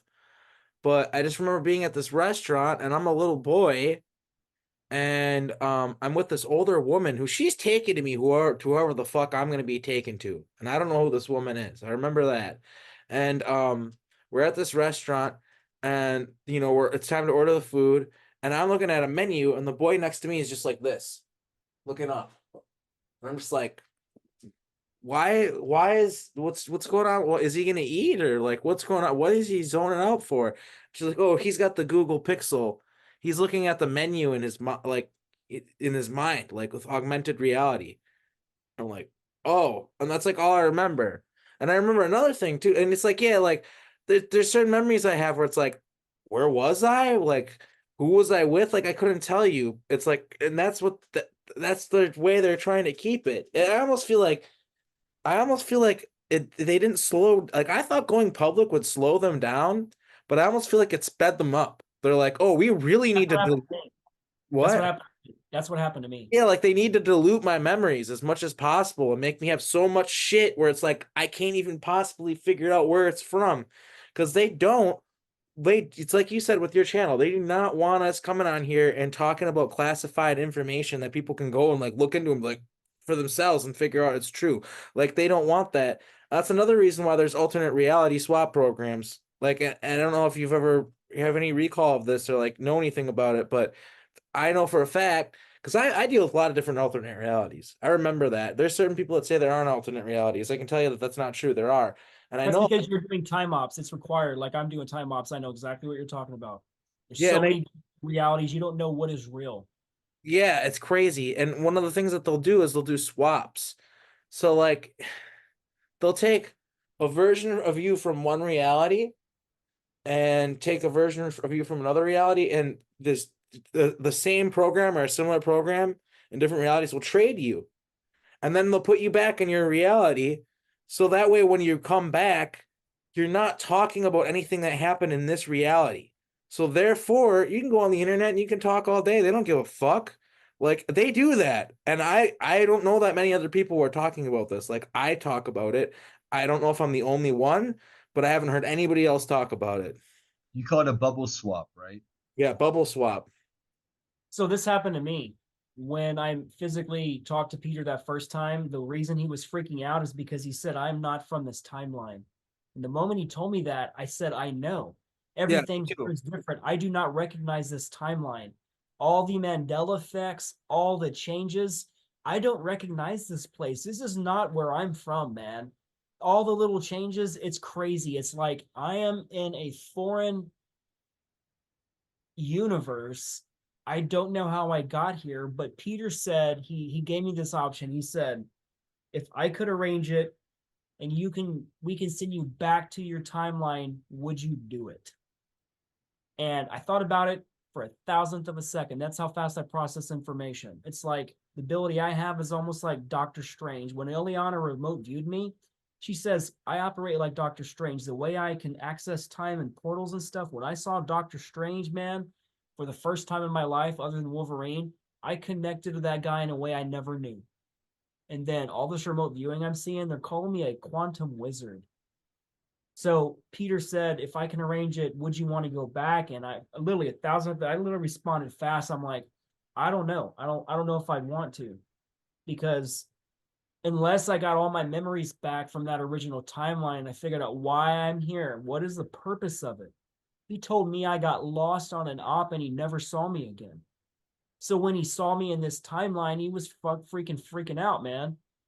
And when Jessica remembered it, she told me that one of those ops was another op that I'm caught in time. I'm caught in this loop. And she remembers that very, very explicitly. She says it was a life when I was a gladiator. I was in the Colosseum competing. I've always been a soldier. I've always been a soldier. You know what? I've been more than soldiers, a lot higher rank than soldiers, but I've always been somewhat of a soldier. And she told me that I'm in the Colosseum. I'm on a chariot. She even described the chariot in extreme detail. And when she did, it felt like I was going back in time. And when I went to Rome, I went to the Colosseum. And when I saw it, I walked in. I knew I've been there before. And that's why I knew I had to go. And I'm probably one of the only people. I have proof. You can look on my Facebook. I have pieces of Rome. I have pieces of the Colosseum. Person like us, we're soldiers. If you want to get into a place, nothing's going to stop you. What I did, I walked in, I seen the tour groups, I seen all the timing, I looked for cameras. I jumped in the pit. The pit's not accessible. If you've been to the Colosseum, you're allowed to look from the outside, and it's all open on the inside. That's where they kept all the slaves, all the warriors, all the animals, all that shit. There was a lot of pedophilia going on too, man. With a lot of that stuff, they had a whole harem of kids, and that's not even talked about, man. Like the disgusting shit that they did. So I took a piece of the Colosseum. Then I went to Palatine Hill, directly next to the Colosseum. That's where Rome was founded by Romulus and I think it was Romulus and Remus. Founded it on a swampland. They built Rome on a swamp, just like Disneyland. Like the whole Disneyland connection, man. It was Werner von Braun was one of the best friends with Disney, and it was the CIA that bought all the swampland for Walt Disney, and they built a deep underground military base there in that swampland first. Then they built Disneyland directly above it. Imagine the implications of that. Oh, I already Think know. about it. They operate as almost before DeSantis wrote that law that took away their protections of self-governance. Before that, it's almost as if they were a city-state like the Vatican or London City or Washington, D.C., its own sovereign country that's outside the jurisdiction of the United States. Washington, D.C. is its own country. That's why all U.S. citizens are technically not U.S. citizens. They make you think that you are, but we're technically not. The only true citizens are located within the District of Columbia, its own country. What was I talking about right before that? I talk about a lot of stuff, man, so sometimes I forget. Jessica remembered your last mission was being a gladiator. Okay, so I went to activate some power and I got caught in time. I'm literally in a time loop right now. Part of my consciousness is caught in that timeline, in that time loop, and it will not reintegrate and rehome back to me. It's stuck. I'm living this loop. I've heard of these before. It's kind of a mind fuck. Can you explain that a little bit more? It's all fogginess. It's like when I say I never truly wake up, it's just like I don't recognize the planet. Like it's so different from where I'm from. And Peter said that I'm from more of that future Tokyo cyberpunk kind of stuff that I relate to. The whole where I'm from, it's more transhumanism, and I am completely against transhumanism and the integration of mechanics and machinery into humans with AI. But you know what it does, man? It makes you freaking superhuman, and you get augmentations that make you like a freaking god, man. And can you imagine having nanite injections? Because Peter says I have a ton of femtotech in me, and you can use that for like self-replication. You get damaged in the field, those nanites start rebuilding your flesh immediately. It's crazy the kind of tech they have that's classified. Like I was watching the series Altered Carbon again. Great series. I'm on season 1. I've watched all the series. There's only 2 seasons. I made a connection for the first time. Everybody knows it's Monarch. Everybody knows it's the super soldier program, and they're showing you how clones work and all that stuff. But for the first time, I saw the Nazi symbolism in different shows and how they was using the German programs in these shows. And to side note that, one of my favorite female DJs is Canadian, and her name is Rez. Dubstep stuff. All of her albums, it shows programming, hypnosis, Monarch symbols, right? And during the interrogation of the main character, they put him in a digital torture program. And for a second, I saw it for the first time. Right when the program started, it said Rezzing, Rezzing. And at that moment, I was like, holy shit. Rez told everybody on all the albums through Symbolism that that was going on. And I've identified these people to be in Monarch. Rez is definitely in Monarch. If you look at her albums, it's psychedelic. It's all hypnosis, spirals, and it's all programming. If you look at all the albums, it's crazy, man. And I literally see that. That's what they call it. So Rez more than likely named herself Rez because she might have went through those digital torture programs. So when you're rezzing, you're going into VR. So that was really interesting to see that for the first time because, wow, there's a lot of stuff you miss in this stuff, man. And when you see it again, holy crap. Kind of like when I was watching Elysium.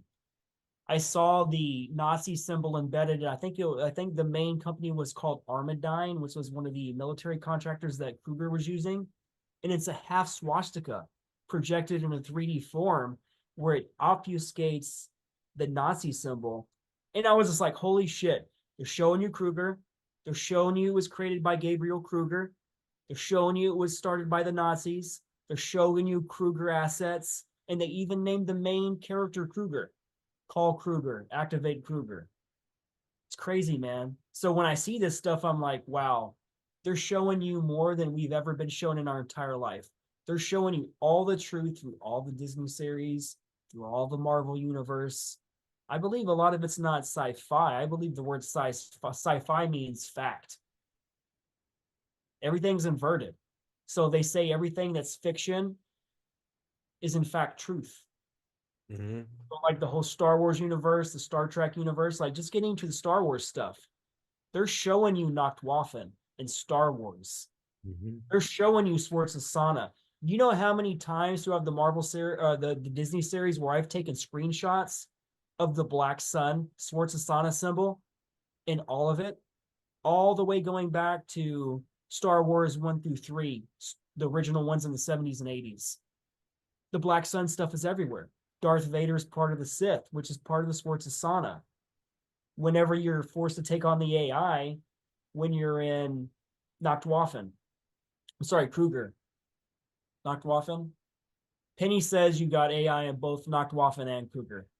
And she was more of a Borg, kind of stuff. But like, wow, to see all this come to the forefront, and it just blows me away now. And it's just like, I feel that we've hit this precipice where everybody's ready to see these things, and they're prepping the public, especially the kids. They're showing them what MK Ultra is through Stranger Things, and they're educating us because something is happening. I believe some of that's controlled release by the Alliance. They're now authorized to show you these programs in bits and pieces, but they left out all the rape in the Stranger Thing program. Like Papa, oh yeah, Papa was raping the shit out of Elle and everyone else. That is required. And then you bring your candy directly after you rape her, bring your teddy bears and show her love, and then you rape her again. Over and over. It's jacked what they get away with, man. It needs to be all uncovered and shut down. That's why we're here. That's do you ever have anyone reach out to you, Drago, in terms of saying, hey, we're with people in these programs and we want to reform, rehabilitate, shine the light of day on them? Do you ever get anything like that? All the time. Yeah, and the people in these programs, a lot of them, they're not the easiest to talk to, man. Like almost everybody in the programs, they have their idiosyncrasies. And I don't meet really normal ones.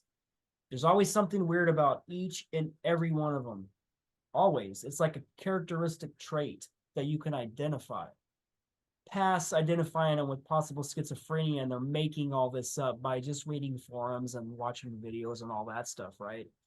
But Arkeem, you were talking about earlier about how you don't know how to piece together what's real and what's not. What I've learned to do in my memories is kind of like when I do actually dream and I do astral travel, I was told the reason why I'm not allowed to sleep is because I do most of my work in the astral.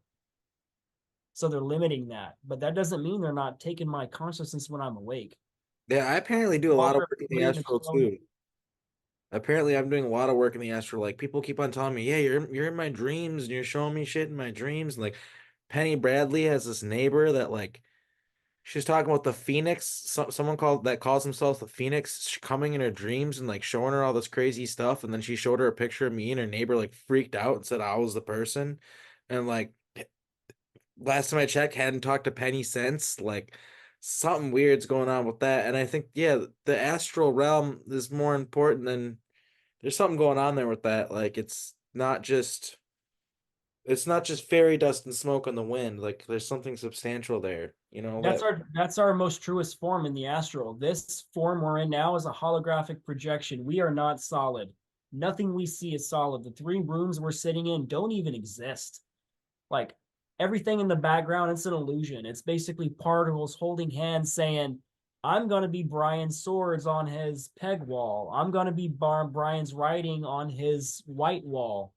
It's basically Brian. All of that is Brian. Everything in your room is you. You created all of it. When you leave your house no longer exists. It only recreates itself the moment you turn and you look at your house. Therefore, it is now created. So when we're in the astral, yes, that's where we do our work because that's where our light body is. That's our truest existence. That's why we can fly. That's why everything's thought responsive. If you ever go lucid in a dream, it's thought responsive. What I'm trained to do is most people want to go to fantasy land. They want to go to orgies and all kinds of really depraved kind of scenarios once they wake up after they fly. I know to automatically meditate, sit down in the astral, meditate, activate all my bodies and just expand it out. I don't go to fantasy land. I connect to it as deeply as I can. That's where we truly are. We're basically just light, pretending that we're solid. We are all God. All of us. We are all a spark of God, of source. And everything is God. The stop sign's God. The negative air here is God. The fan spinning right now on your laptop is God. part of your creation. So it's really interesting how all these mechanisms work in this holographic kind of reality. It's fascinating. Well, I think we're approaching like the 2 hour mark.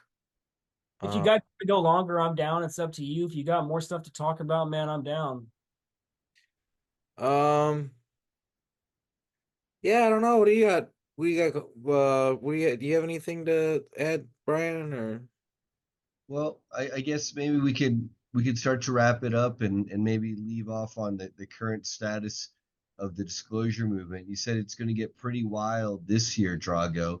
Do you foresee, by hook or by crook, from the ground up or the top down, exposure and disclosure in the coming years? Or are you more of a decades guy or a never? Where are you? Where do you stand on that? What do you foresee? Again, every group is compartmentalized with information, so everybody makes claims that don't actually line up, because a lot of people don't understand there are numerous timelines that are converging right now. If I am not from this timeline, that means my timeline is now merged with your timeline. So we're all being thrown together.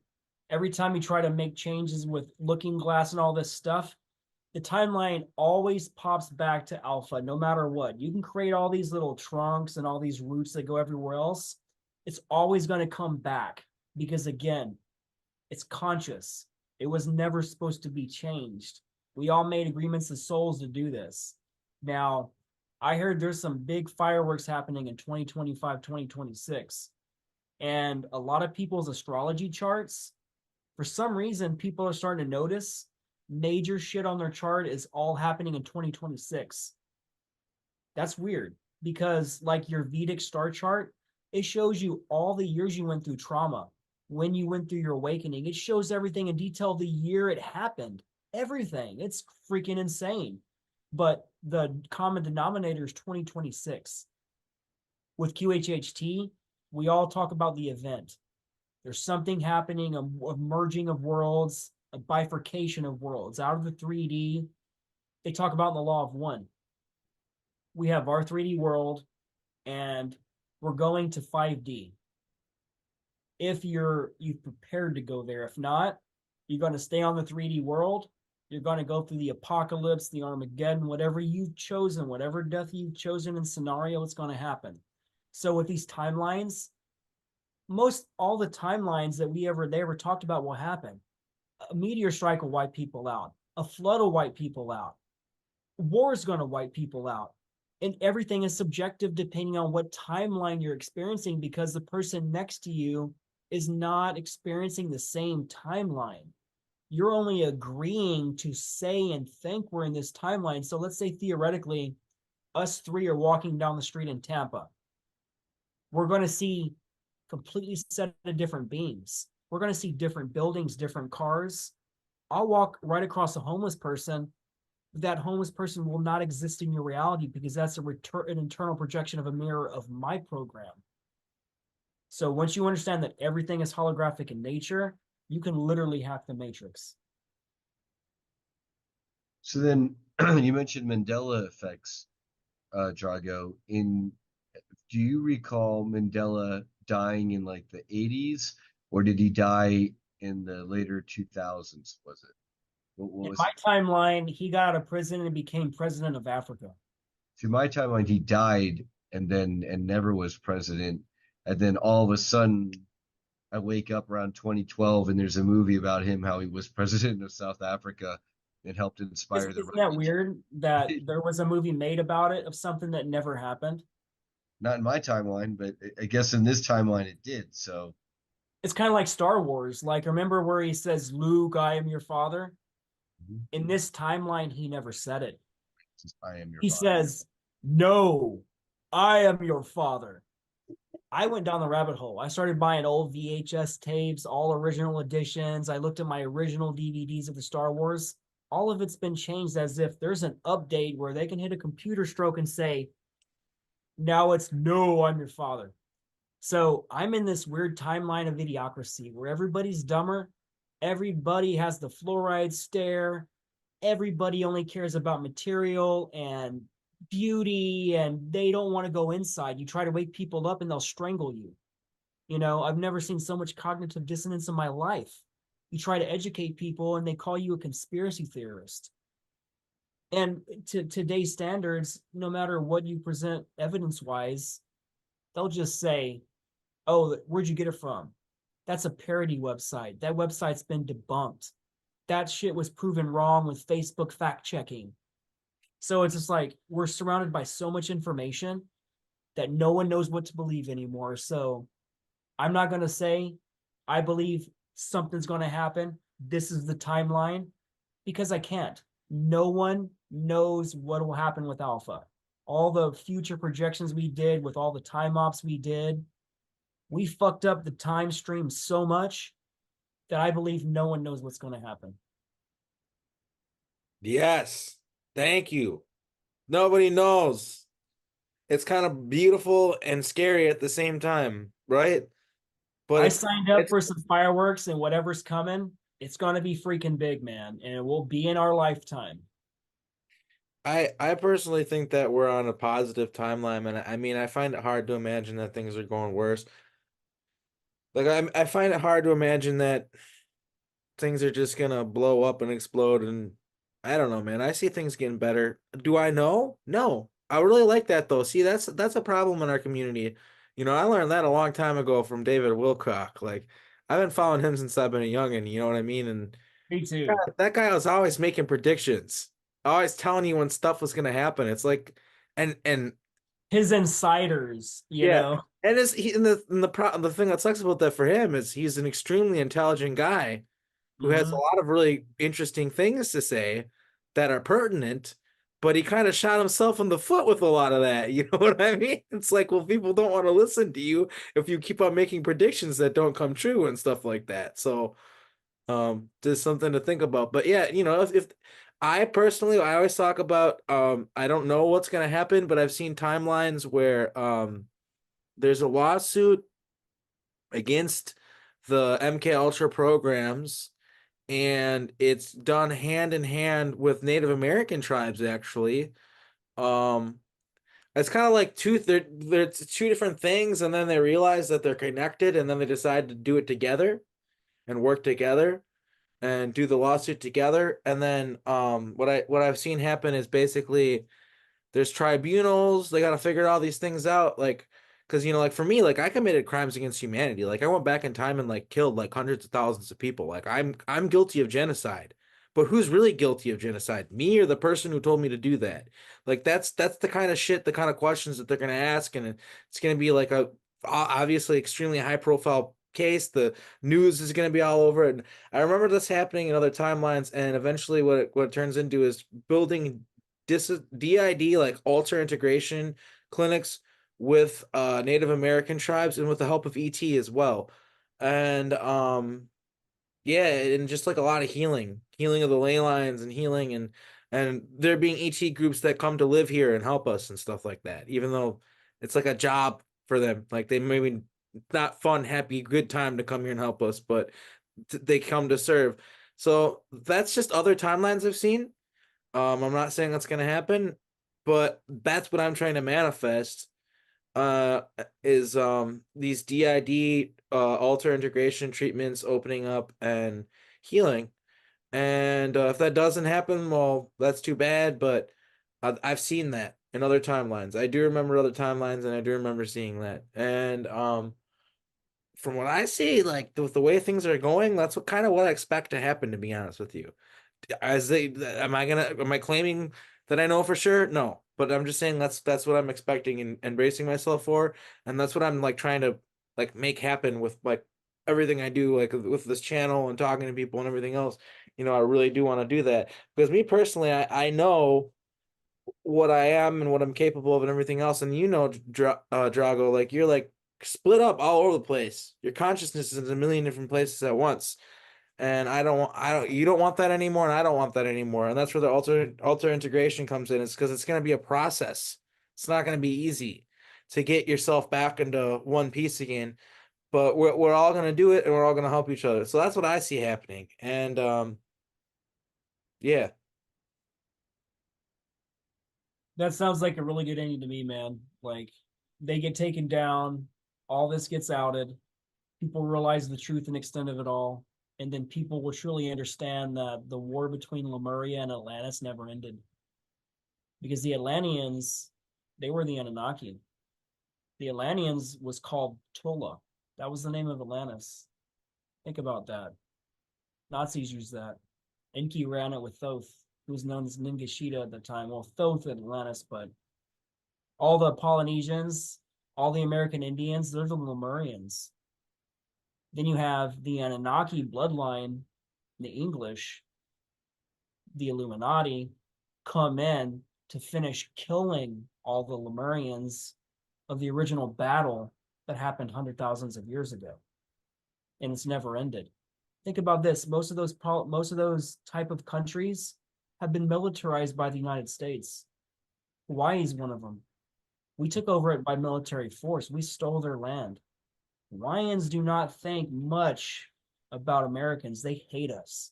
They see us as an occupying force. And I didn't know that till I started traveling the countries. I've seen 18 countries. And for the first time, it woke me up when I saw other people's perspective of how they see Americans. Because they programmed us all. They make us think we're like these world saviors. We go to these bad countries, we install democracy. Name one country, just one between the two of you, who's ever survived the United States coming in to install democracy. I just ask you to name one country, that's it. Name one. So we're the world's police force, but the Nazis entitled us to that. That was part of MJ-12. Alan Dulles set that up. He literally told us we would become the world's police force, which was ran by the Nazis, Operation Paperclip. Wikipedia says we brought over 1,600 paperclip people. That's a lie. We brought closer to 50,000. Think about when we brought these main people, we brought a lot of their families over as well. So if you have 1,600 figureheads, multiply that with family members and other classified stuff other than the public 1,600. Now they run everything. It was the unconditional surrender they did when they presented the Eisenhower, I think it was 1952, with the Washington flyover. That was directly after we lost Operation High Jump. Courtney Brown remote viewed that too. Dracos came, Nazis came, they came out of the water, they came out of a mothership from the sky, took out Admiral Byrd's everything. Admiral Byrd was a high-ranking Freemason. He was a 33rd degree Freemason. Most people don't know that. So you had a bloodline guy, part of the family, being sent to investigate why the Germans were in Antarctica. And that started the whole space race eventually. The Germans went to the moon first. And it was Russia and the United States fighting to see who would get to the moon first, because we needed to design a satellite, which Russia made Sputnik. And they saw that the Germans actually literally have a base on the moon. And me and Jay Widener were talking about in our last episode, he presented as evidence of the Apollo 11 cover-up about how I'm mind farting. What's Stanley Kubrick, about how he basically filmed the Apollo moon landing while they also went to the moon and filmed other stuff. But the evidence I saw, he more than proved that the entire backgrounds were digital, and there were girders and structures behind it. And there's a guy named Richard C. Hoagland. He was presenting all this evidence and said there's all these crystal buildings on Mars. And that was his evidence. It looks like this transparent glass. He never realized that if you actually look at these photos and you put them through software programs and you adjust the contrast, you can see the entire background is fake. It's freaking fake. And you can see the structures of the beams that hold up almost what the green screen would be, which is room, I think it's 113, where they filmed it. That doesn't mean we didn't go to the moon, but it looks like they did a Freemason ceremony with Stanley Kubrick where Buzz Aldrin wore He took off his wedding ring. He put on his Freemason ring and his Freemason apron. And this is why Lance Armstrong filmed the first Freemasons to step onto the moon. Remember when the shuttle was leaving? You see it leaving the moon? Who was filming it at that time? Did they did they leave an astronaut there being like, oh, can you get that last shot? And hey, it even pans up. Someone's using, it's not mechanical. They didn't have mechanical cameras back then for that. So think about that. It's really interesting. And they lost the originals, tapes. They can't find them. The most important Ken Johnston, the NASA astronaut, Ken Johnston has them. He presented them at Contact in the Desert. He has the original videos and negatives. He was the one that was ordered to destroy and burn the negatives. He faced life in prison. He saved the negatives. He shows them at all the shows. All the proof. The buildings on the backside of the moon, the craft. It's insane. He showed all the airbrushing that they were doing, and now we have AI detection software. All those NASA photos, they're all being uncovered that they were all airbrushed. Kind of like when you go on Google Maps. I like, Brian, you like to show certain locations and they're blurred and stuff like that, right? Same thing.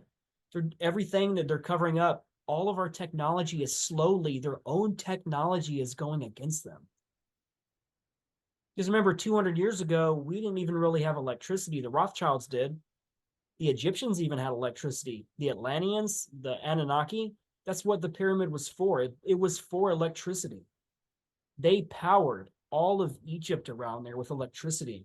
If you go 40 to 60 feet under the sand, through LiDAR and muon detection, they found out that the Giza Plateau is massive.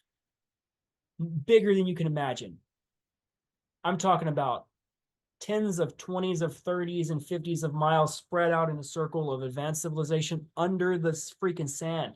And they even found out that the sand in Giza is not native to Giza. They said it was brought in to cover all this stuff up. And that's why the Egyptian authorities will not allow that sand to be removed. That's why almost all these monuments, they're at a state of 1% of recovery, meaning 99% of what's there, they won't let us see because they've already seen it on LiDAR and muon. They've seen all the secret caverns and the Great Pyramid. Through all that, we found all these discoveries, but it's like it's hard to hide it at this point. You know what I'm saying? Because people have private satellites. If I ever won the lottery, I would have private satellites and I would be mapping the planet with LiDAR and muon detection. And I would be showing the planet all these ancient civilizations. And this is why I want to have a tour company. I want to travel the world. I want to meet the right people, the right scientists. And we run these programs. We run this data. And then we show it to the world. Because most people are not doing that. It's more controlled, meaning they might go to 1 or 2 locations, they'll show you the data, but no one's doing it as a full-time disclosure model. We need to discover a model where we can have all these major people around the world create a hub that can't be taken down, that is hosted on a private server, that cannot have a direct denial of service attack, that's protected. Remember when Anonymous were the good guys? And then it turns out a lot of these anonymous guys end up being bad guys. It sucks. I think we need to have that return of Anonymous, the real legit ones, the real V for Vendetta Anonymous, that just remember the 5th of November. Like, this is the time, this is the moment. You have to weaponize to wake the planet up, because if this is your time and you die and this was your moment and you fucking failed, you're pathetic.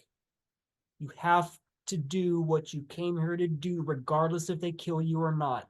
I don't give a shit if they kill me. I don't. Kill me. If that's what I have to do, if I'm going to be speaking and you're going to kill me over it, whatever, I'll be the martyr. I don't fear it. I don't fear it no more. I used to have a lot of fear. Most of my life was fear. If you're in the programs, you fear people finding you. I disappeared for 15 years on social media. I haven't posted a single photo of myself in over 15 years, and it took Laura Eisenhower to bring me out of that basement, come forward, get back on videos, and start showing photos of myself. I completely walked away from everything. I sold everything in 2015, everything I ever knew. I had successful businesses. I had a good amount of money, traveled the world, had every race car I ever wanted, hand built, spent $100,000 building a car, not buying a $100,000 car, having a car and spending $100,000 on it.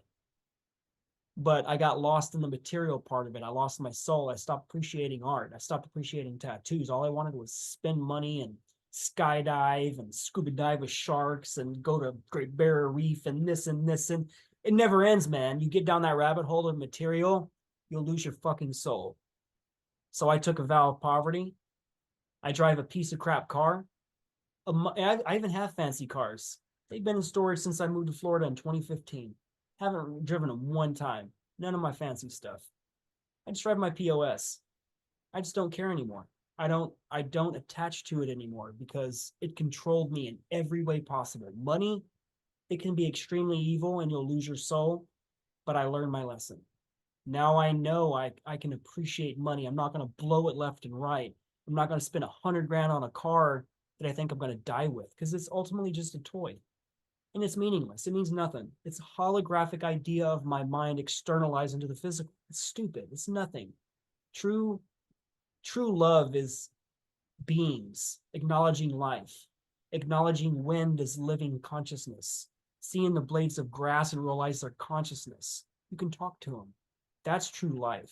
My every day is waking up, going outside to my lake, feeding the fish, feeding the sandhill cranes, and just being still and listening. That's where I get all my information, all my downloads, because I'm not distracting myself in the material anymore. That's beautiful, man. This has been such an amazing interview with you. Like, I know we had the rough idea of just like Anunnaki Marvel, but that was just like 1/10 of what we talked about. And it's enlightening, man. It's great. You're definitely gonna be one of the repeat guests we're gonna have. We're gonna have to have on our show multiple times. Because yeah, you're a trove of knowledge and information, and we really appreciate you sharing it with us. We really do. And I'm sure the viewers watching this will say the same thing in the comments. I appreciate that, man. I really work hard, man. I research 7 days a week. I write my book 7 days a week. I'm actually writing multiple books simultaneously the last 3.5 years. That's when I lined up my book publisher. Did this event called UFO Con or something in Orlando. And one of the book publishers there was only two tables away. And she heard me talk the entire weekend. And I would bring crowds of people, and I'm just a vendor there. And I wasn't selling anything. I paid for a $500 table. All I did was talk to people and tell them about QHHT. I didn't sell anything. And she saw that the power I had and the way I speak and the way I connect with people individually, one-on-one. I can talk to a group of 50 people and connect with every single one of them. You put me on stage, I want to walk through the crowd. I don't want to be blocked by all the lights where I cannot see my audience. I want to look people in the eyes. I want to have the ability to walk through that crowd, acknowledge people that I know, tell stories, and be physical with people. Make a lot of these presenters, man, they just Johnny Enoch, that guy has power. A lot of these presenters need to learn from Johnny. Use his blueprint. That's power. That's who I am. That's what I want to show people. That's what I'm here to do. I think that's what we're all here to do, and we're all learning from each other.